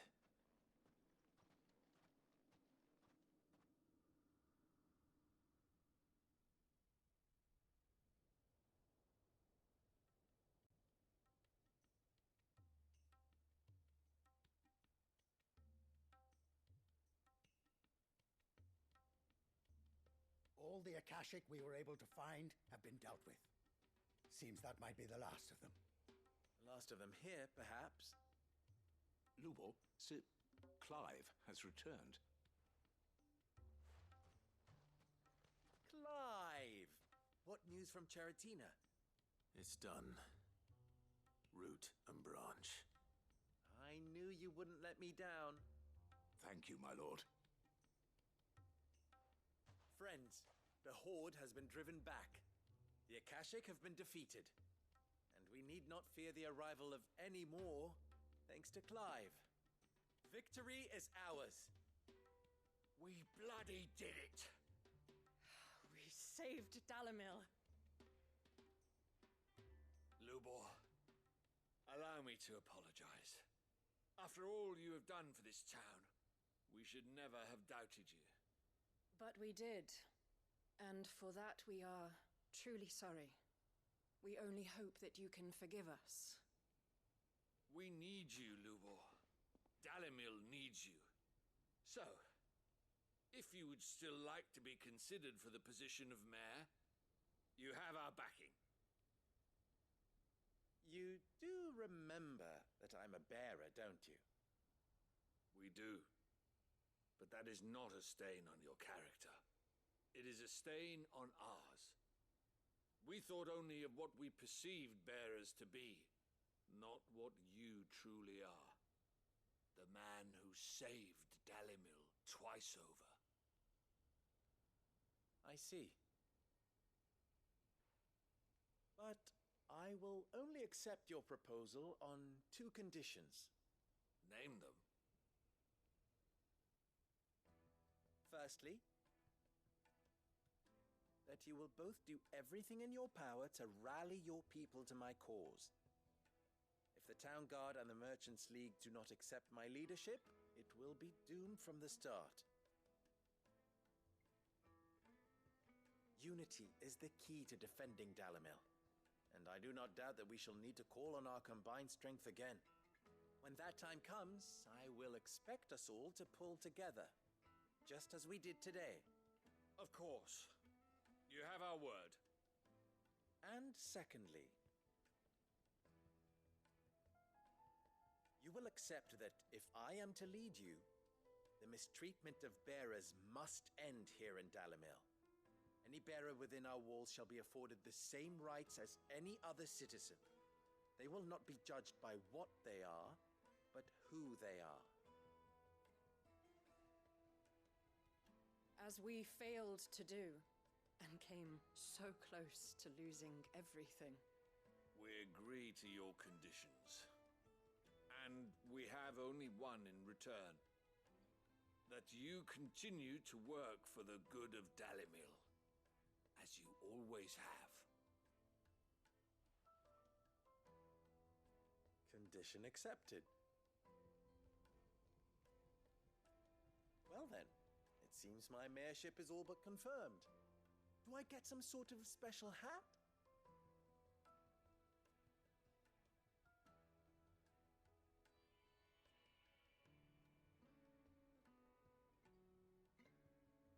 How fickle fate can be. Not so long ago, I had resigned myself to leaving Dalimil in disgrace. And now, I find myself her leader. Here. For everything.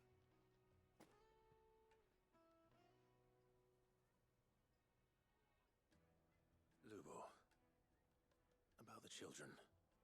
Fear not. You are, of course, relieved of your responsibility. I would sooner face another horde of Akashic than see them brought up as outlaws. I'll make sure they're safe here. I don't doubt that you will. And not just the children, but everyone in Dalimil. I'll do my best. Can't have all your hard work going to waste.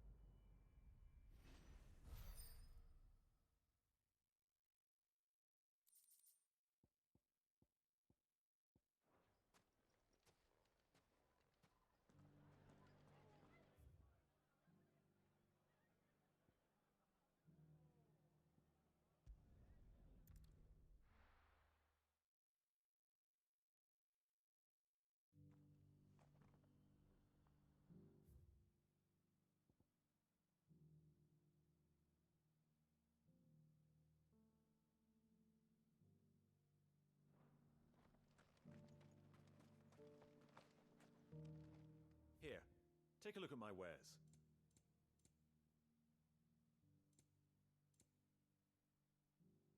Come again.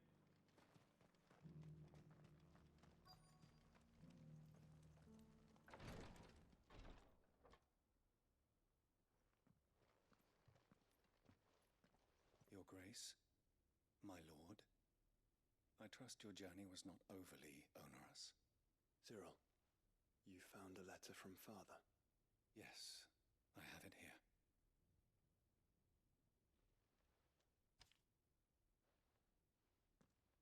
If you would do us the honor, my lord.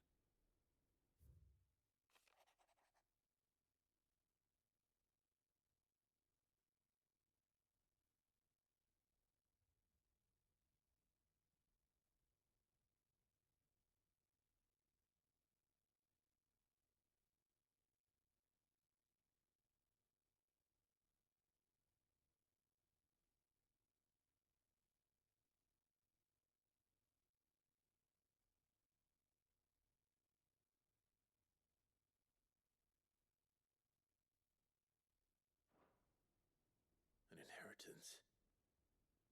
It would seem the late Archduke penned this missive shortly before his passing. The day before we left for Phoenix Gate. What are these plans he spoke of? His plans for the duchy, Your Grace. Your father entrusted them to my predecessor, the former bearer of the Burning Quill, who entrusted them in turn to me. The complete emancipation of bearers is their stated aim. But your father's dream did not end there. His Grace also spoke of building hospices to care for those stricken by the curse, and the founding of a new university to further the development of non-magical technologies. With the blight spreading ever more widely across the twins, Archduke Elwyn saw this as the only means of securing Rosaria's survival. He wished to see men and bearers treated as equals. To see centuries of common wisdom overturned. Small wonder he did not think it achievable within his lifetime. But he thought it achievable nonetheless. Had he not, he would never have written this message. Nor would he have entrusted his vision to his most faithful aides, those who would have stood with you, shielded you from the machinations of the less benevolent personages at court. It's a pity only they are still with us. 'Tis true that those most loyal to your father were the first to suffer the Duchess's wrath.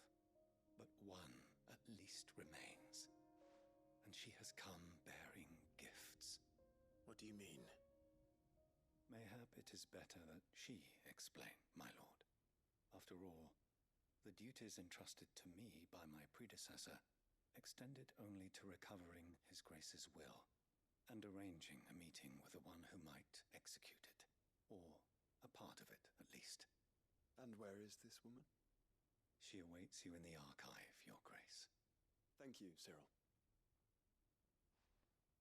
Shall we then?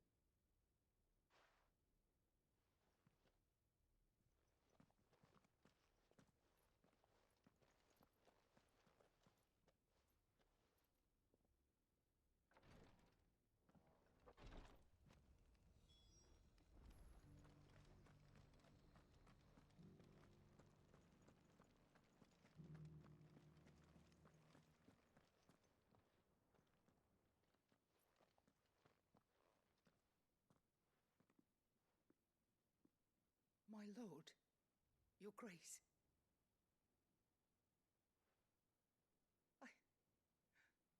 I hardly recognize you. I am Goditha, retainer of House Rosfield, loyal servant to the Phoenix and his shields. Your father, the Archduke Elwyn, entrusted me with the delivery of a gift. I only hope you can forgive my tardiness in bringing it to you. Lift up your head, Lady Goditha. You have our gratitude for your service to our house and to our father. I merely did my duty, as any proud Rosarian would. My lady, perhaps you could explain a little more? What exactly is the gift you bring? As I'm sure you know, it has long been the custom for the children of House Rosfield to be presented with certain keepsakes upon their coming of age. Indeed it has. Our father often spoke of the day when our turn would come. And had he lived to see it, he would have presented you with the treasures I bear. Matching armbands for you both. Alas, he did not live. Indeed, he was taken from us even before they could be completed. He had intended to claim the Heartstone with which each armband was to be finished himself, but it was not to be. And his gifts remain incomplete. I see. It saddens me to bring them before you, as they are. It was your father's wish that you be presented with the finished articles, not these, works in progress. But with his grace long since gone, and the stone left unclaimed, I had little choice. You are grown men now, and his house is yours. And while I would not presume to insist upon your claiming the Heartstone in his stead, I know that nothing would have pleased him more than for you to do so. Thank you, Lady Goditha. What say you, Clive? What else? Of course, my lady. May our father's will be done. Oh, I am much obliged. Do you know where we might find this Heartstone, my lady? I do. Though it may be a matter of a good deal more than simply happening upon it. It is found in the bellies of elder griffins, you see. We do at least know where to find one. A certain specimen has made its nest in Titan's Wake, not far from here. A certain specimen? You are most perceptive, Your Grace. In answer to your unspoken question, yes. In fact, this is the very same beast your father meant to slay. I have been tracking its movements since you were but a boy. Were you to slay it in his stead, as men of House Rosfield, it would surely make your father proud. What say you, Joshua? What else?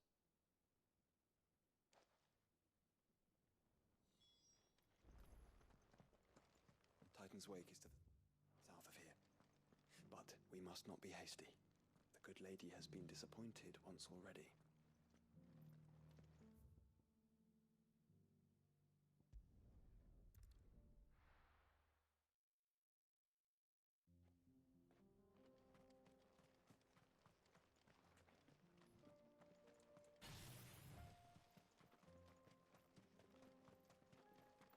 Eyes peeled, Joshua.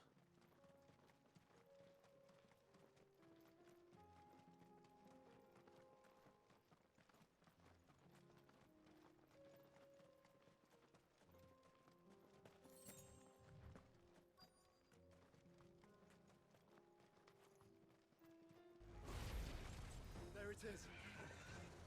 For House Rosfield.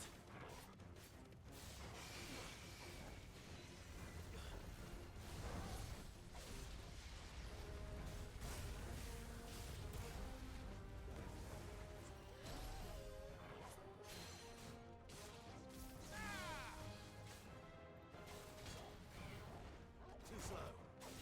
Help me, boy. I'm hurt, Torgal. I'm hurt, Torgal.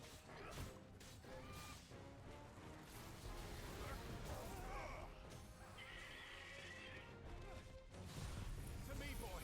I'm hurt, Torgal. To me, boy. Help me, boy. I'm hurt, Torgal. To me, boy. I'm hurt, Torgal. I'm hurt, Torgal. To me, boy. Torgal.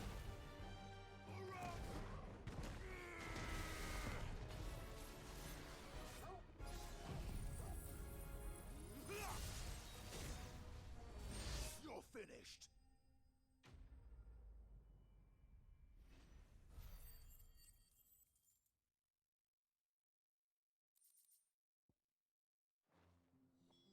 Is this the Heartstone? I expect Lady Godotha will know.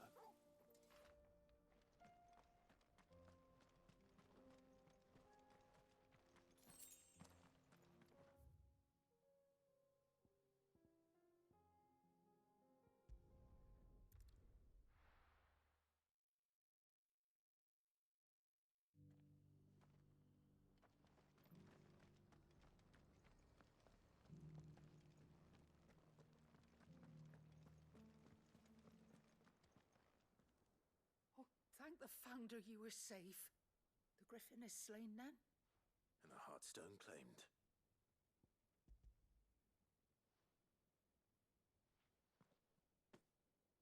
Yes. This radiant luster, like frozen flame, it is just as your father described it. Thank you, my lord. Your Grace. Your father would be so proud. Lady Godotha, the lapidary is ready. Thank you, Cyril. I will be with him shortly. If you would excuse me, I shall have the stone cut and set forthwith.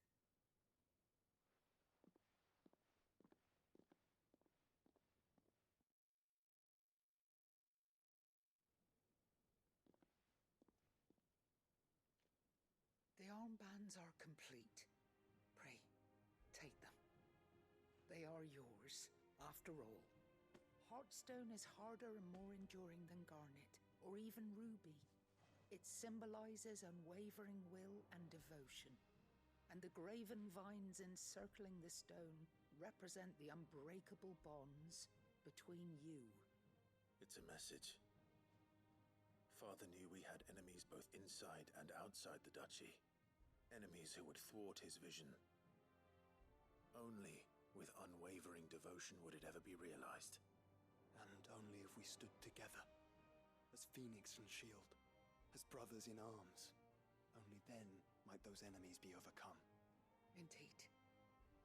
His Grace knew the enormity of the task he would entrust to you, his heirs. But this was more than just a message. It was a promise. That he would always be with you.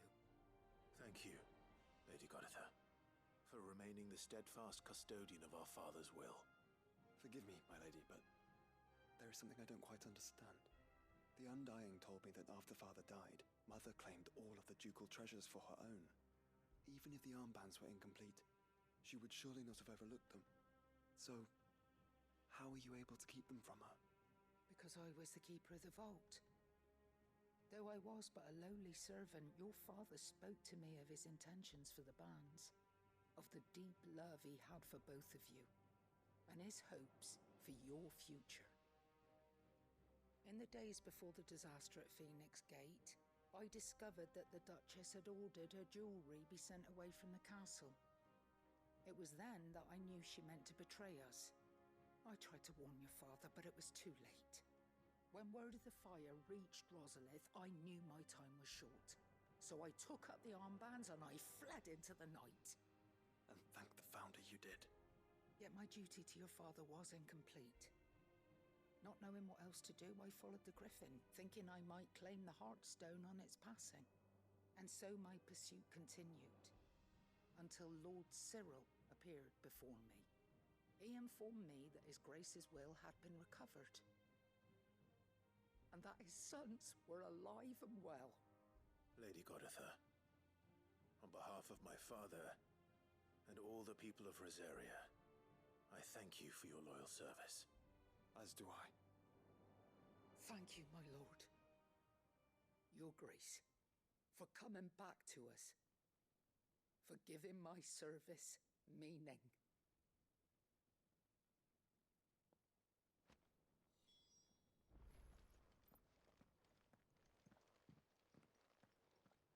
The bands suit you well. It must be gratifying to finally receive the inheritance that was denied you for so long. It is. And we thank you for the part you played, Cyril. If you would permit me to play my part a little longer, might I suggest that you make your way to your father's memorial atop Hawk's Cry Cliff? Let him see that you have received his blessing, and that his vision lives on in you. I suppose it would be churlish not to. What do you say, Clive? Shall we pay Father a visit? I think we should. I was hoping to be able to offer him my thanks before we left for Origin. Your father's helm is enshrined there. It has been since the day we recovered it from Phoenix Gate. I prithee claim it, for it too is a part of your inheritance, and I do not doubt that your father would prefer it in your hands than perched upon some lonely rock. Thank you, Cyril.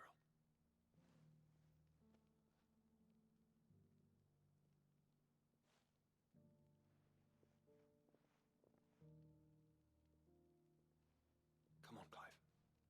He's waiting.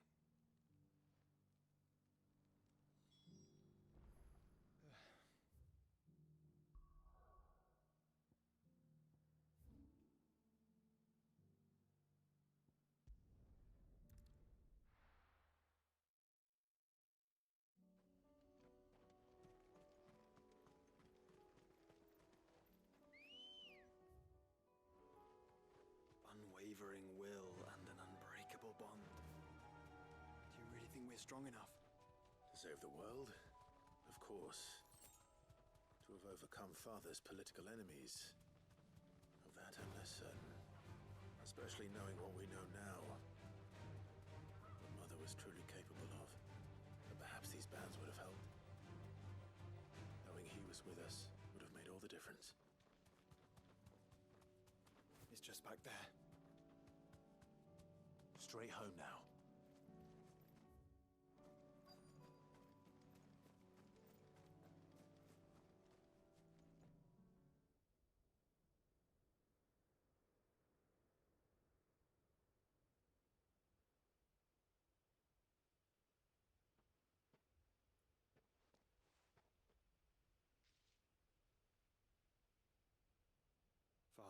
always fought for what he believed was right.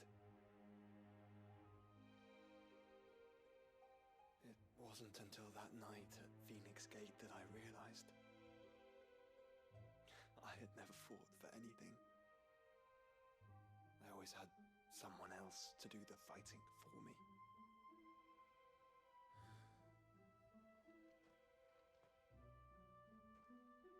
No matter how fate conspired against him, he never lost heart, never looked back, never stopped fighting. To me, he was the greatest of men. And I've been trying to live up to his ideals ever since.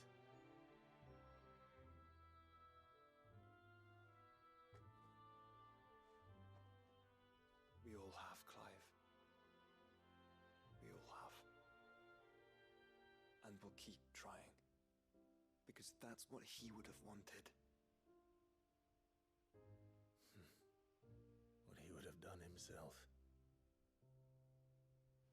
Even if it meant standing against the very gods in the heavens. I shall be borrowing this, Father, if I may. That you might watch over us as we follow in your footsteps.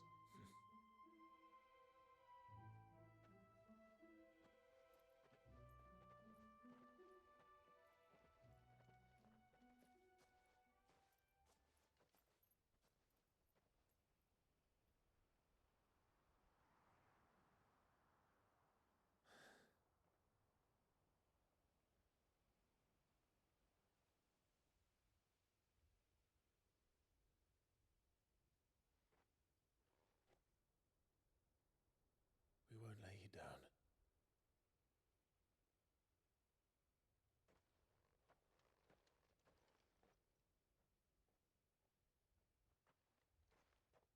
Onward then.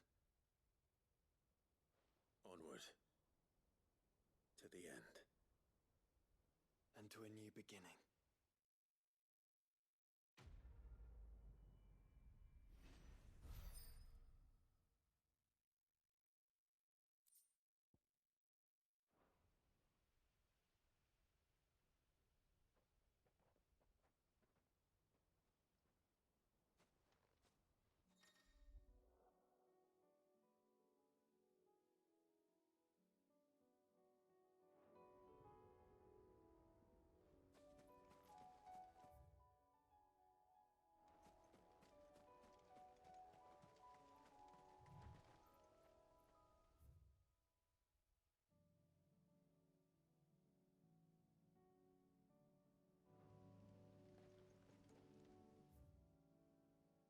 How is this still locked out to me?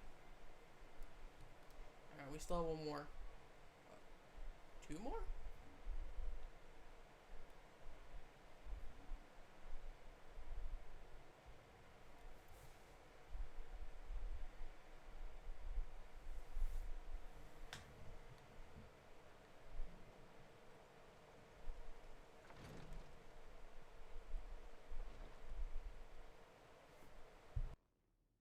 Lord Marquis, if you have a moment. What is it, Cyril? One of our brethren lately journeyed across the strait in order to pursue a new avenue of inquiry in our ongoing investigation. He sent an owl some while ago, but we have heard naught from him since. Was he surveying another fallen ruin? No. The object of his study was a savior cult that has arisen in Ash in recent years. We believe it may have some connection to the Circle of Malleus, an ancient religion that worshipped Ultima as its god. By gaining an understanding of this new faith, we hoped to learn more of the Circle's original beliefs. And so you sent one of your brothers to Ash, a continent teeming with orcs and Akashic. Fully cognizant of the risks, yes. I entrusted the mission to one of the most able of our order, the Third Chair, a master of the arts of combat and survival both. Though he has been silent for some days now, I have thus far refrained from sending any others in search of him, lest they be lost in turn. Yet, it seemed only right to inform you of the situation, given your unique experience of the perils of Ash. For as you so earnestly advised me, it would not do to abandon a man to his fate, when he might yet be saved. It would not. But Ash is a big place. Can you be any more specific? Perhaps. The last owl I received from him mentioned a village where he had heard the cult were wont to assemble. Mickleburg was its name. It lies in the southern reaches of Waloed. If aught ill befell him, I expect it did so there. Right. I'll see what I can do. You are much too kind, my lord. Go then, with my hopes, and may the Firebird's flame ever burn in your heart.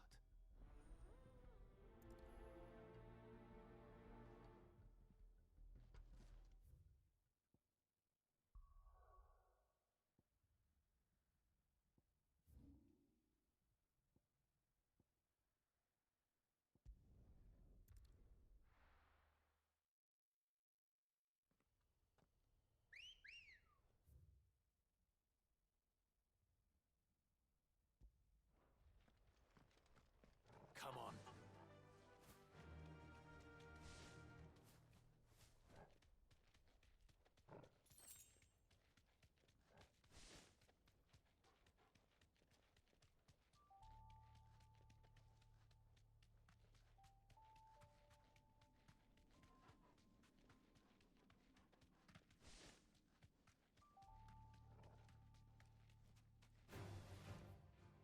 This won't be easy.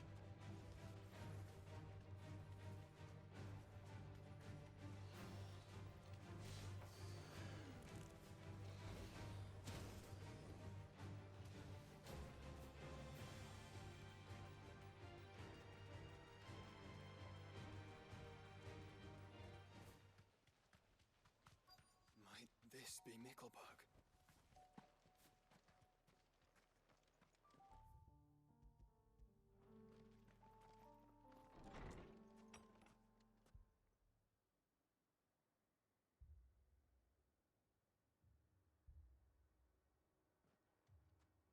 These people aren't turned. And the village seems safe enough at least.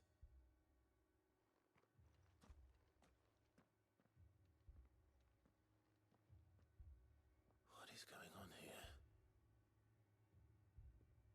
Ah, did you too heed the call? Heed the call? No, I came here looking for someone. To be honest, I wasn't sure I'd find him here. Let alone all of you. Is that so? What are you doing here? Is this where you live? It is my home. The others, they heeded the call. You keep saying that. What do you mean? They came here to perform the rite, just as King Barnabas instructed. This village is their altar, where they shall cast their souls upon the gentle waters and give themselves to the Lord. Give themselves? Oh, Lord, cleanse us of our sins. Let us be reborn in your loving arms. Free us from the torment of this mortal realm. They want to be saved. Forgive me, but did another foreigner like me come here? He was probably wearing a cowl.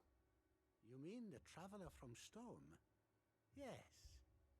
He is staying at my house, toward the rear of the village.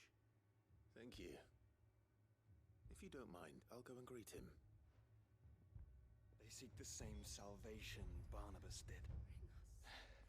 At least the third chair still lives. Let's go and find him.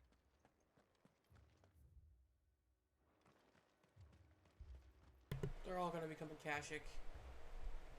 If they're looking for that salvation, they're gonna change.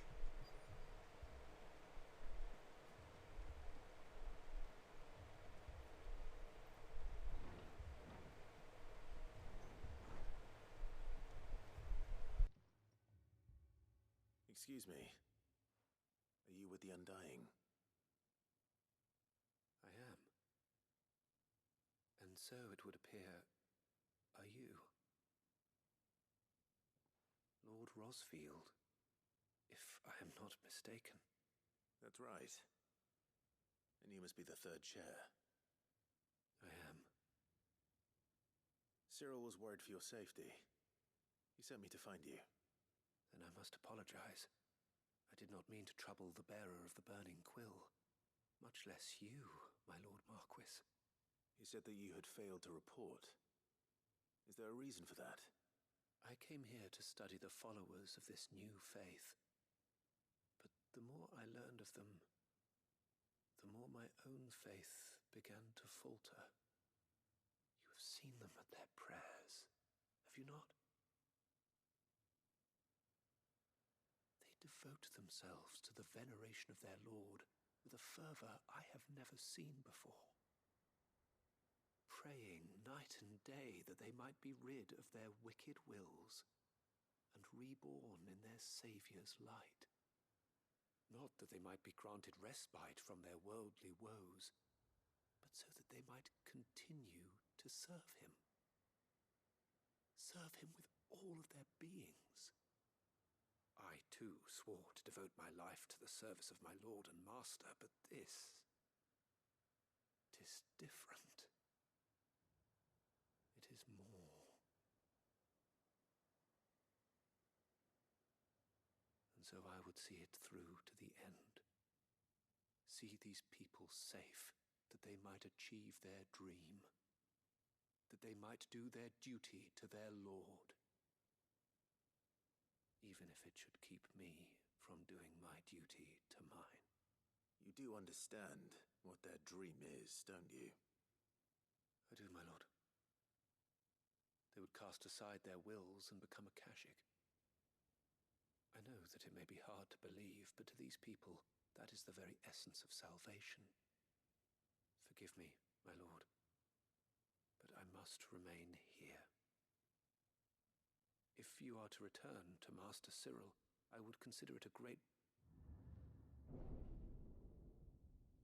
you hear that, my lord? Something is happening.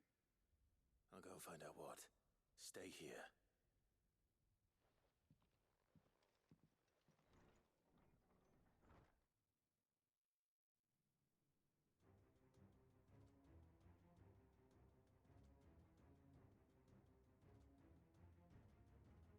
Beneath the flood. Oh no. There must be something I can do.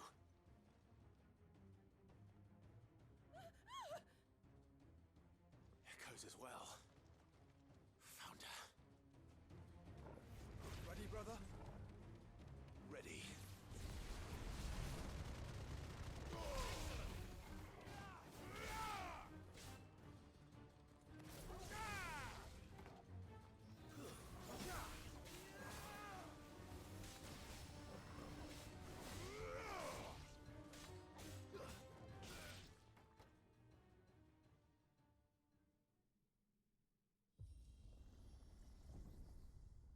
What now?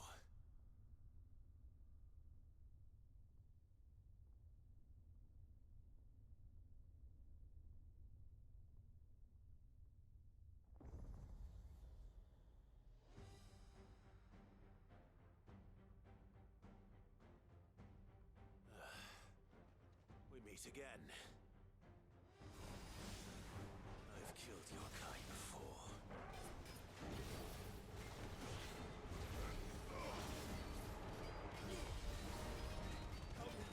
To me, boy! To me, boy! Help me, boy!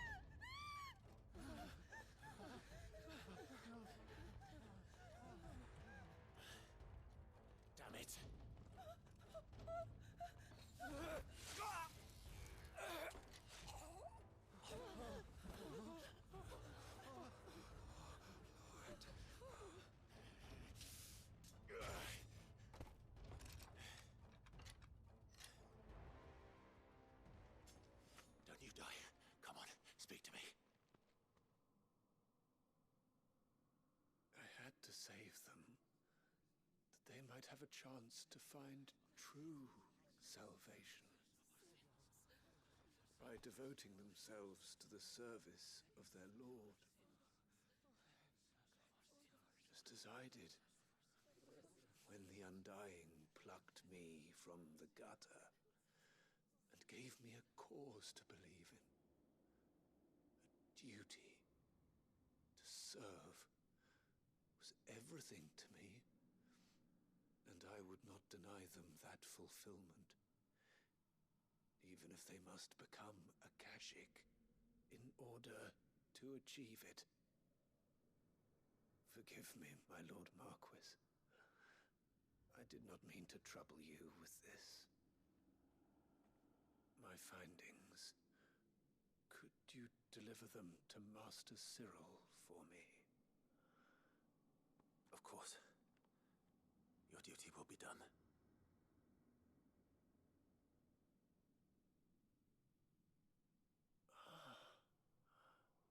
Look, my lord. They are saved.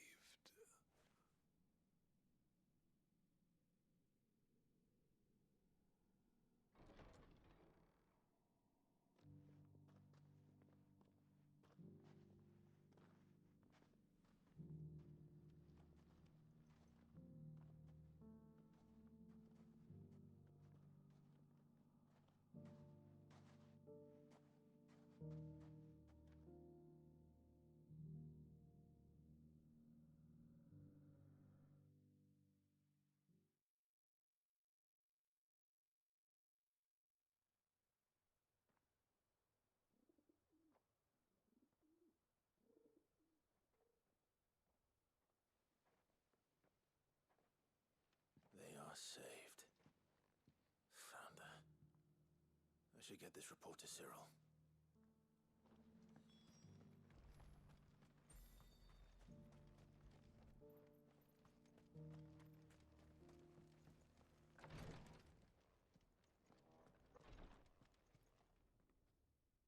My Lord Marquis, welcome back.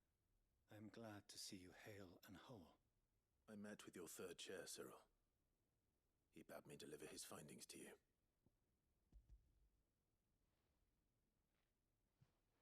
Thank you, my lord. He remained in Ash? He died protecting the villagers from an echo. I buried him in Mickelberg. I'm sorry that I couldn't save him. If you could not save him, no one could. The villagers, they were believers in this savior cult. They prayed to their god that they might be unburdened of their wills. Then an ether flood came, and their wish was granted. Your brother sacrificed himself that they might live, even knowing that that life was death by another name. Then he perished defending liberty. A hero's end. For the right to choose how one dies is no less sacred than the right to choose how one lives. Sid would agree. He wanted to build a world where people could die on their own terms. A noble ambition. To die for one's cause is the most perfect expression of one's faith. It matters not how misguided others might judge one's decision to be, only that the decision is one's own. We live according to the teachings of our order. We believe in them, we protect them, and yes, we die for them. For better or worse, that is our creed.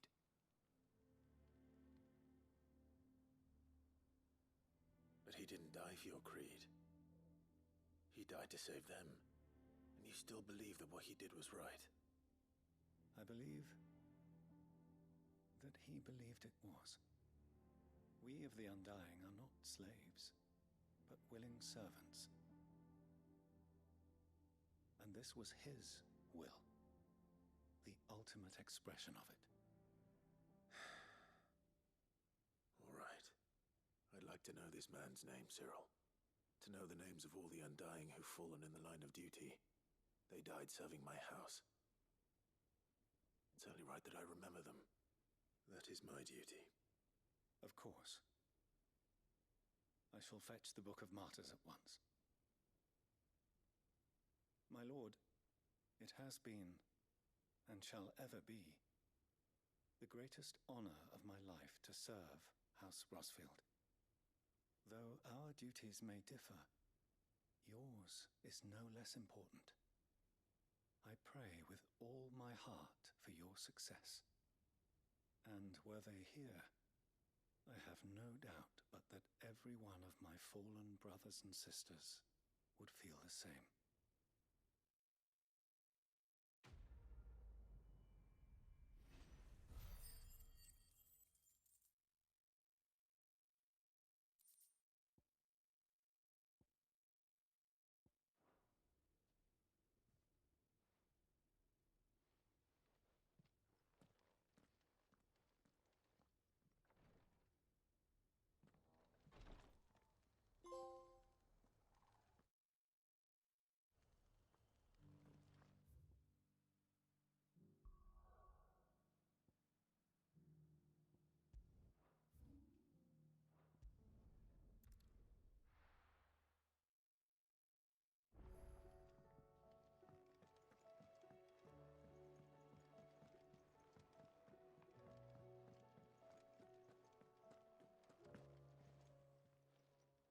Still alive, are you?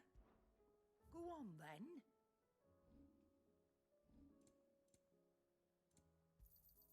It'd better all be here.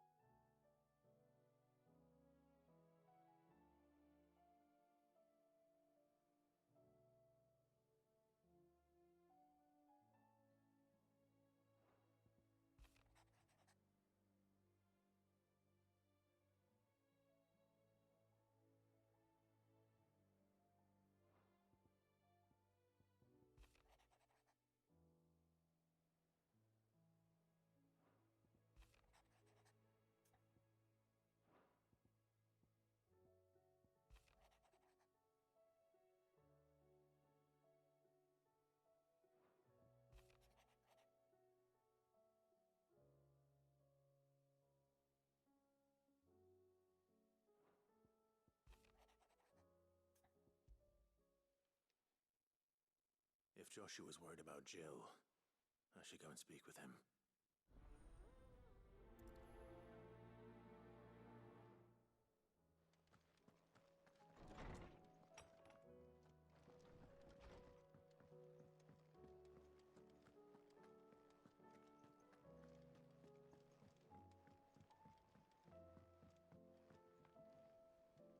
Joshua, I read your message.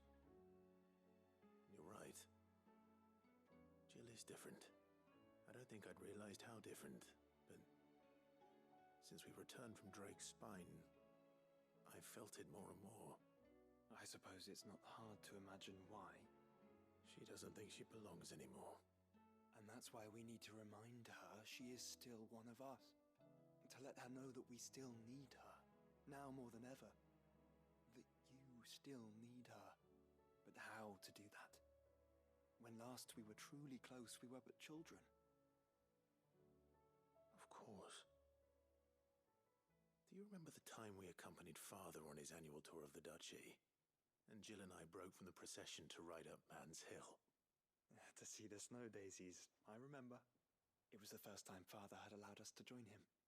And when he realized you were missing, he had the entire retinue down to the pot boys combing the countryside. In the rain. A thunderstorm forced us to take refuge in a grove of oaks before we'd even made it halfway there. It was the Lord Commander who finally found us, and needless to say, he was none too pleased. Then it seems you and Jill have unfinished business. What do you say? Man's Hill. It's not that far. Oh, true. Though I suspect it is also much changed. Little in southern Rosaria remains as it was when we were children. You're saying I should go and scout the area for bandits? I'm saying we should first go and see if there are actually still any snow daisies left. What would you do without me, Clive?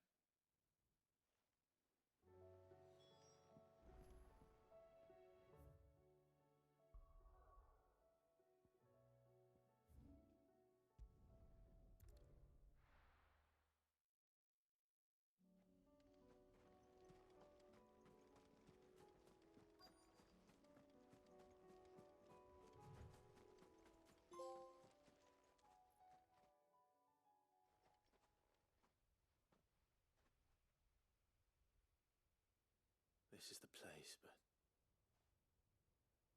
I'm sorry, Clive.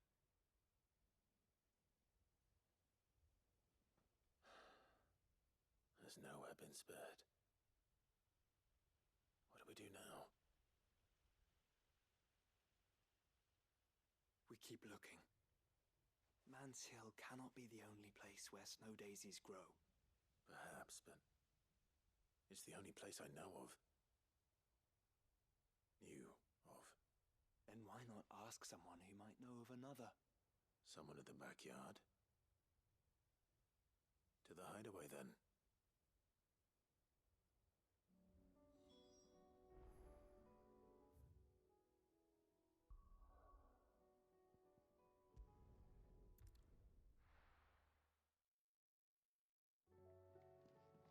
Let's hope one of the gardeners knows where to find snow daisies.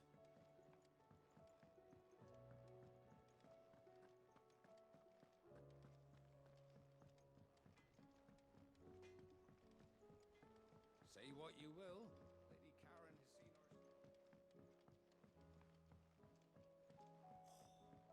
This should tide us over until the new moon.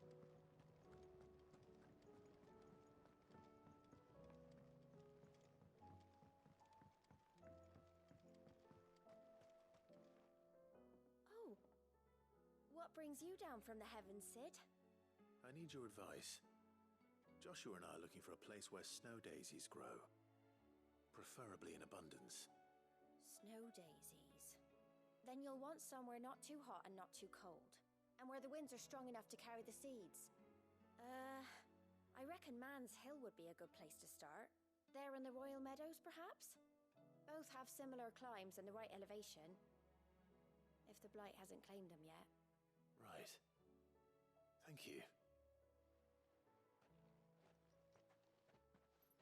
Did you learn where we might find our flowers? The gardener here mentioned the Royal Meadows in Sambrek. The fields beyond Northreach. Well, if that's the case, then Yote was right. I recalled that she kept the record of our travels, you see. So I asked her if she'd perhaps noted anywhere that snow daisies grew, and she mentioned Oilefeist Bay. Whose shores border the meadows. Off we go then.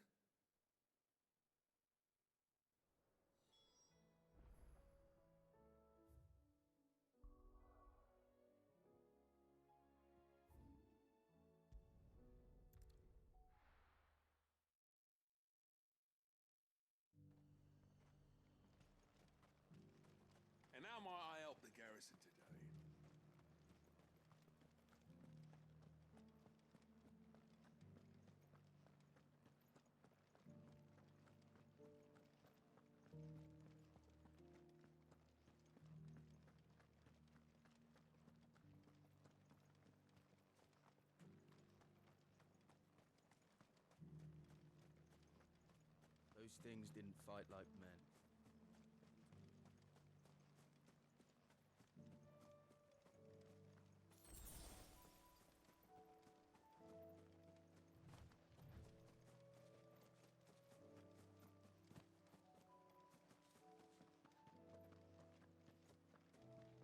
The meadows are vast.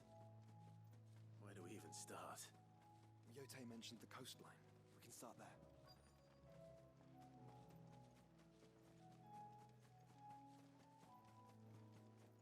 Caution, brother.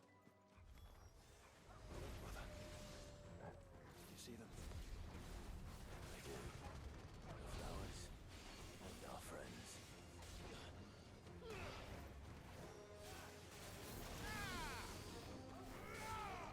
Stay down!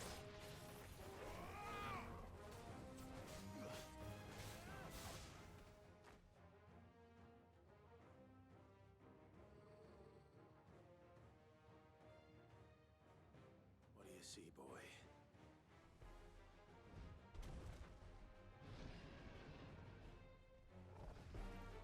Let's hope this is the last one. Only one way to find out. Nice try.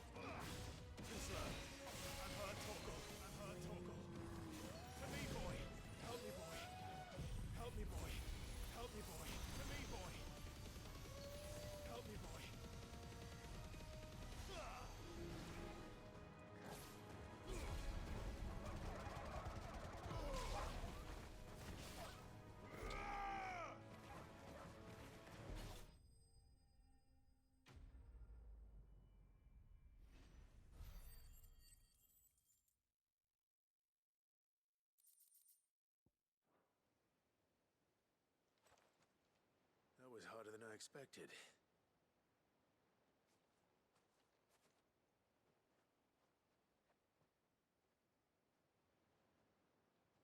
But Founder, it was worth it.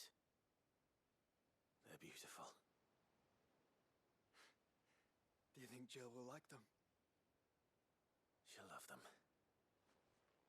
Come on. Let's go.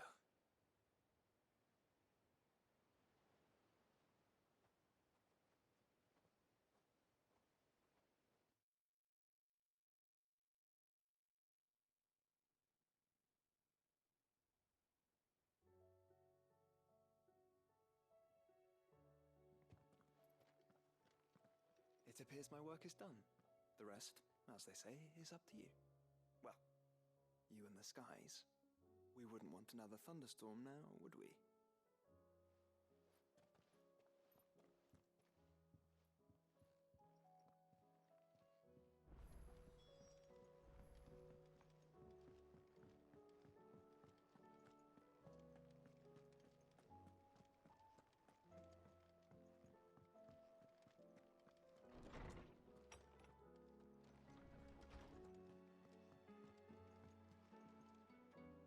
Jill, there's something I'd like to show you. There is? And where might this something be? It's, not here. Now, I know this is sudden, but how would you fancy a trip to Oriflamme?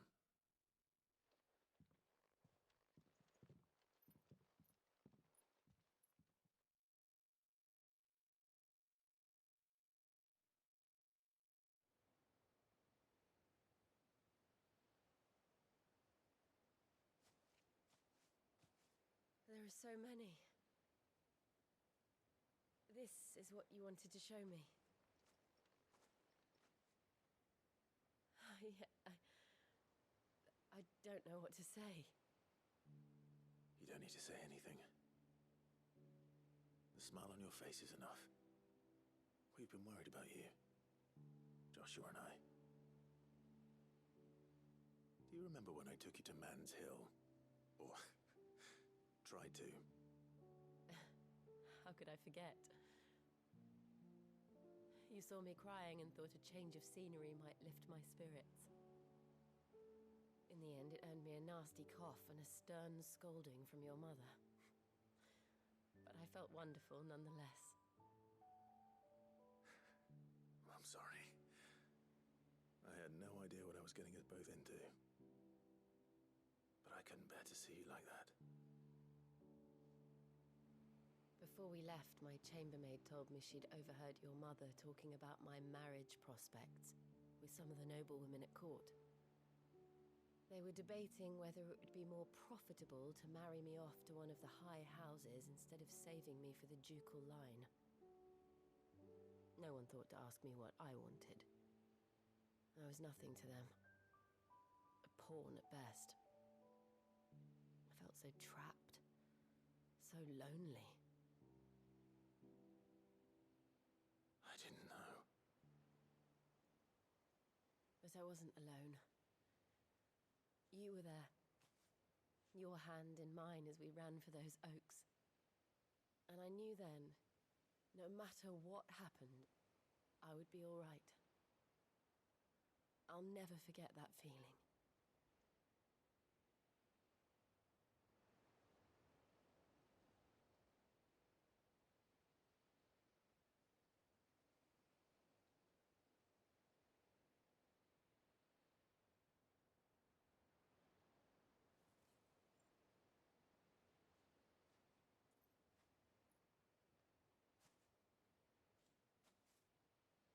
Before we broke camp, the morning after the storm, do you know what I did? No? What? I slipped away from my governess to climb the tor. And from there I saw a sea of petals, all reaching for the sun. And I realized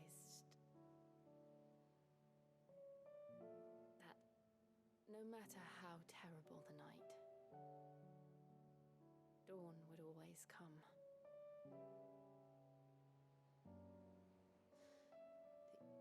That you would always come for me. And you have. Again and again.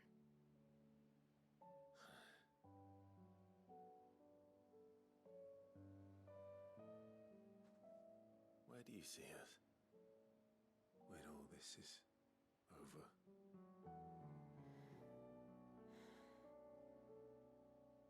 I don't know.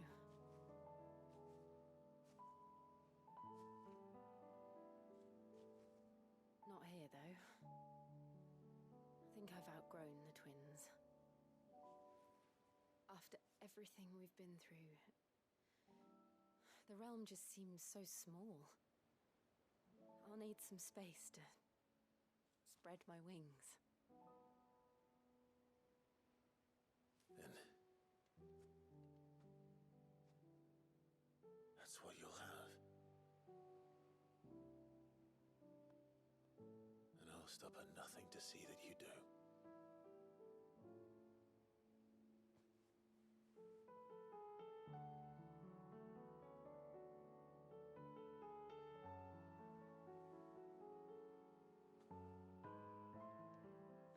Much good at garlands, but it'll have to do. I'll treasure it forever. Thank you, Clive, for this, the flowers, for everything. It's exactly what I needed. You are my treasure.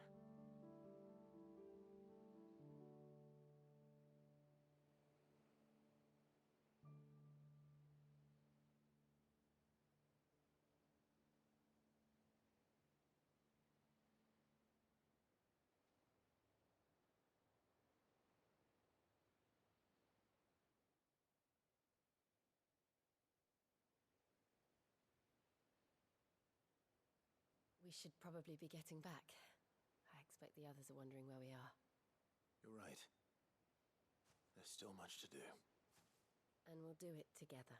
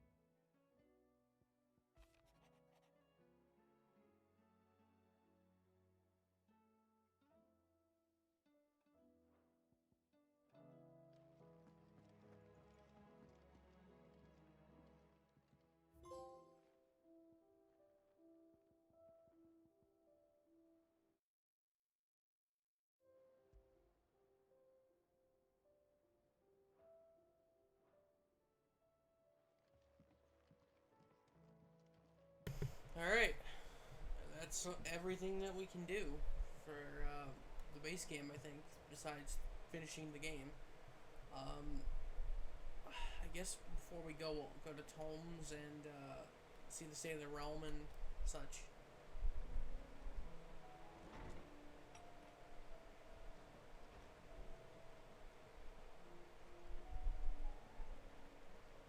Figure this out too.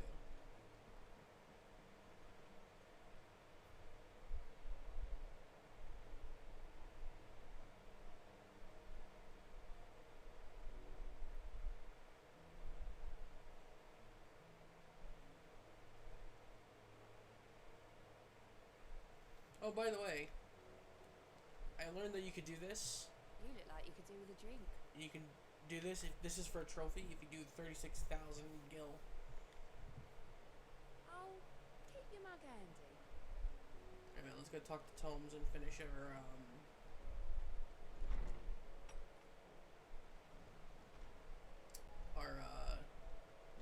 information collection. I was wondering when next you'd visit. I have a few new notes that might interest you. 8. Oh, Max. There is a rather fascinating excerpt I've been meaning to show you.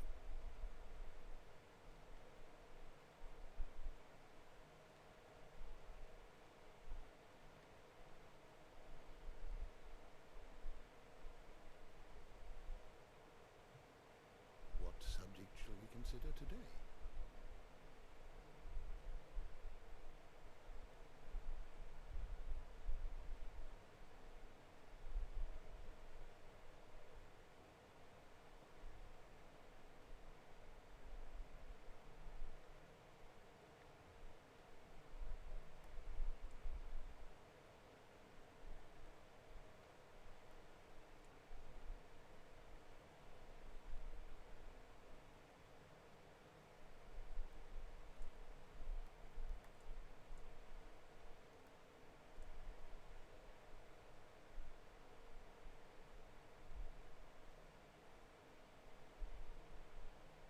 still haven't seen one.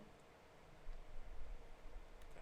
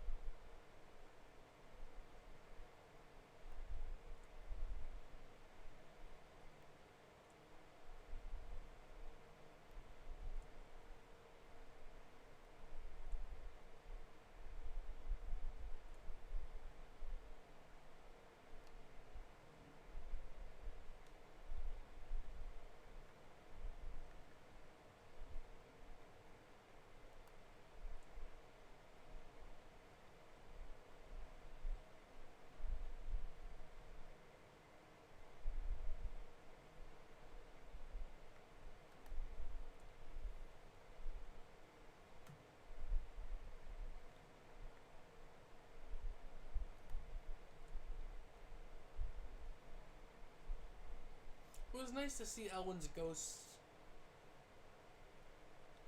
The one little issue I have with that side quest, if there's armbands, why didn't you just put it on the character? That would have been a nice little trinket to see on the characters. There we go. Maxed up. Did you learn everything you needed?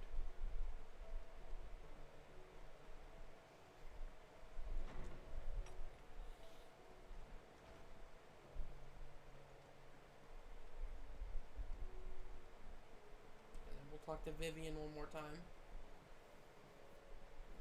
And see if Nectar says anything to say for beating all the hunts. Or Nectar. Clive, what is it that you wish to learn?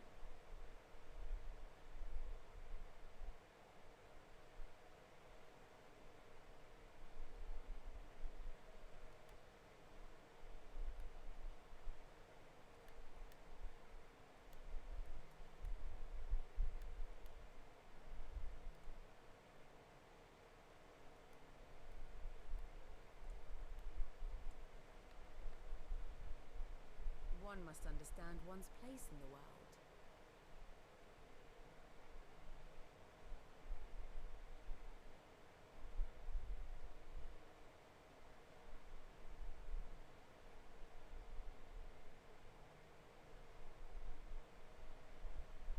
The state of the realm is ever changing, Clive.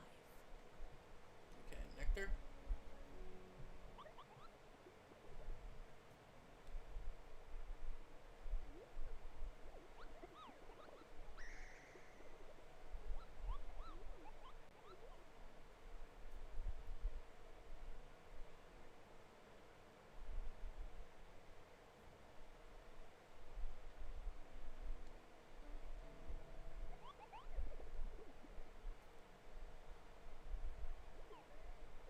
You're not from the forest. Well, which forest?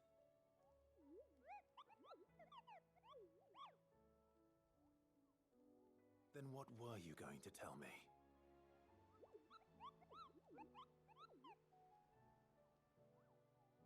And if you had?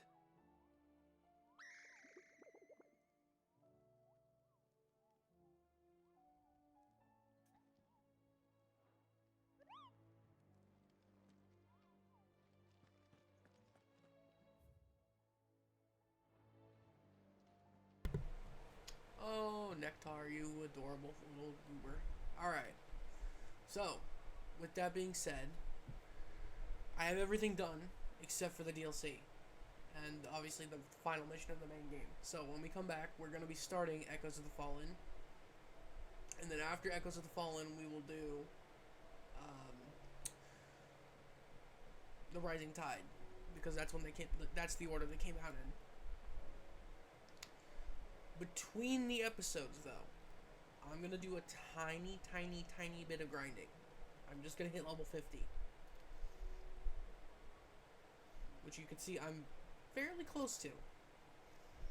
But I'm also going to max out all the abilities.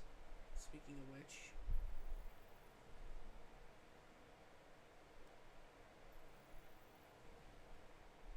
now everything is mastered. I mean, ranked up, even though I didn't need it. I'm gonna try doing the mastery of all that for the trophy, because trophy wise, I don't need that anymore. Don't know that one. That's probably story. That's one of them.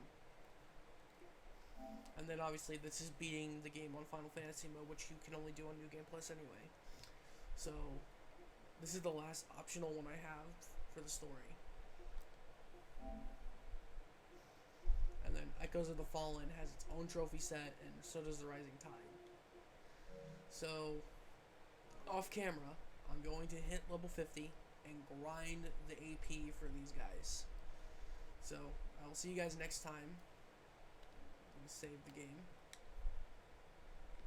And now we have 4 people in our party, which would have been helpful to know for the hunts. And, yeah. Next time we'll be starting Echoes of the Fallen. See you guys then.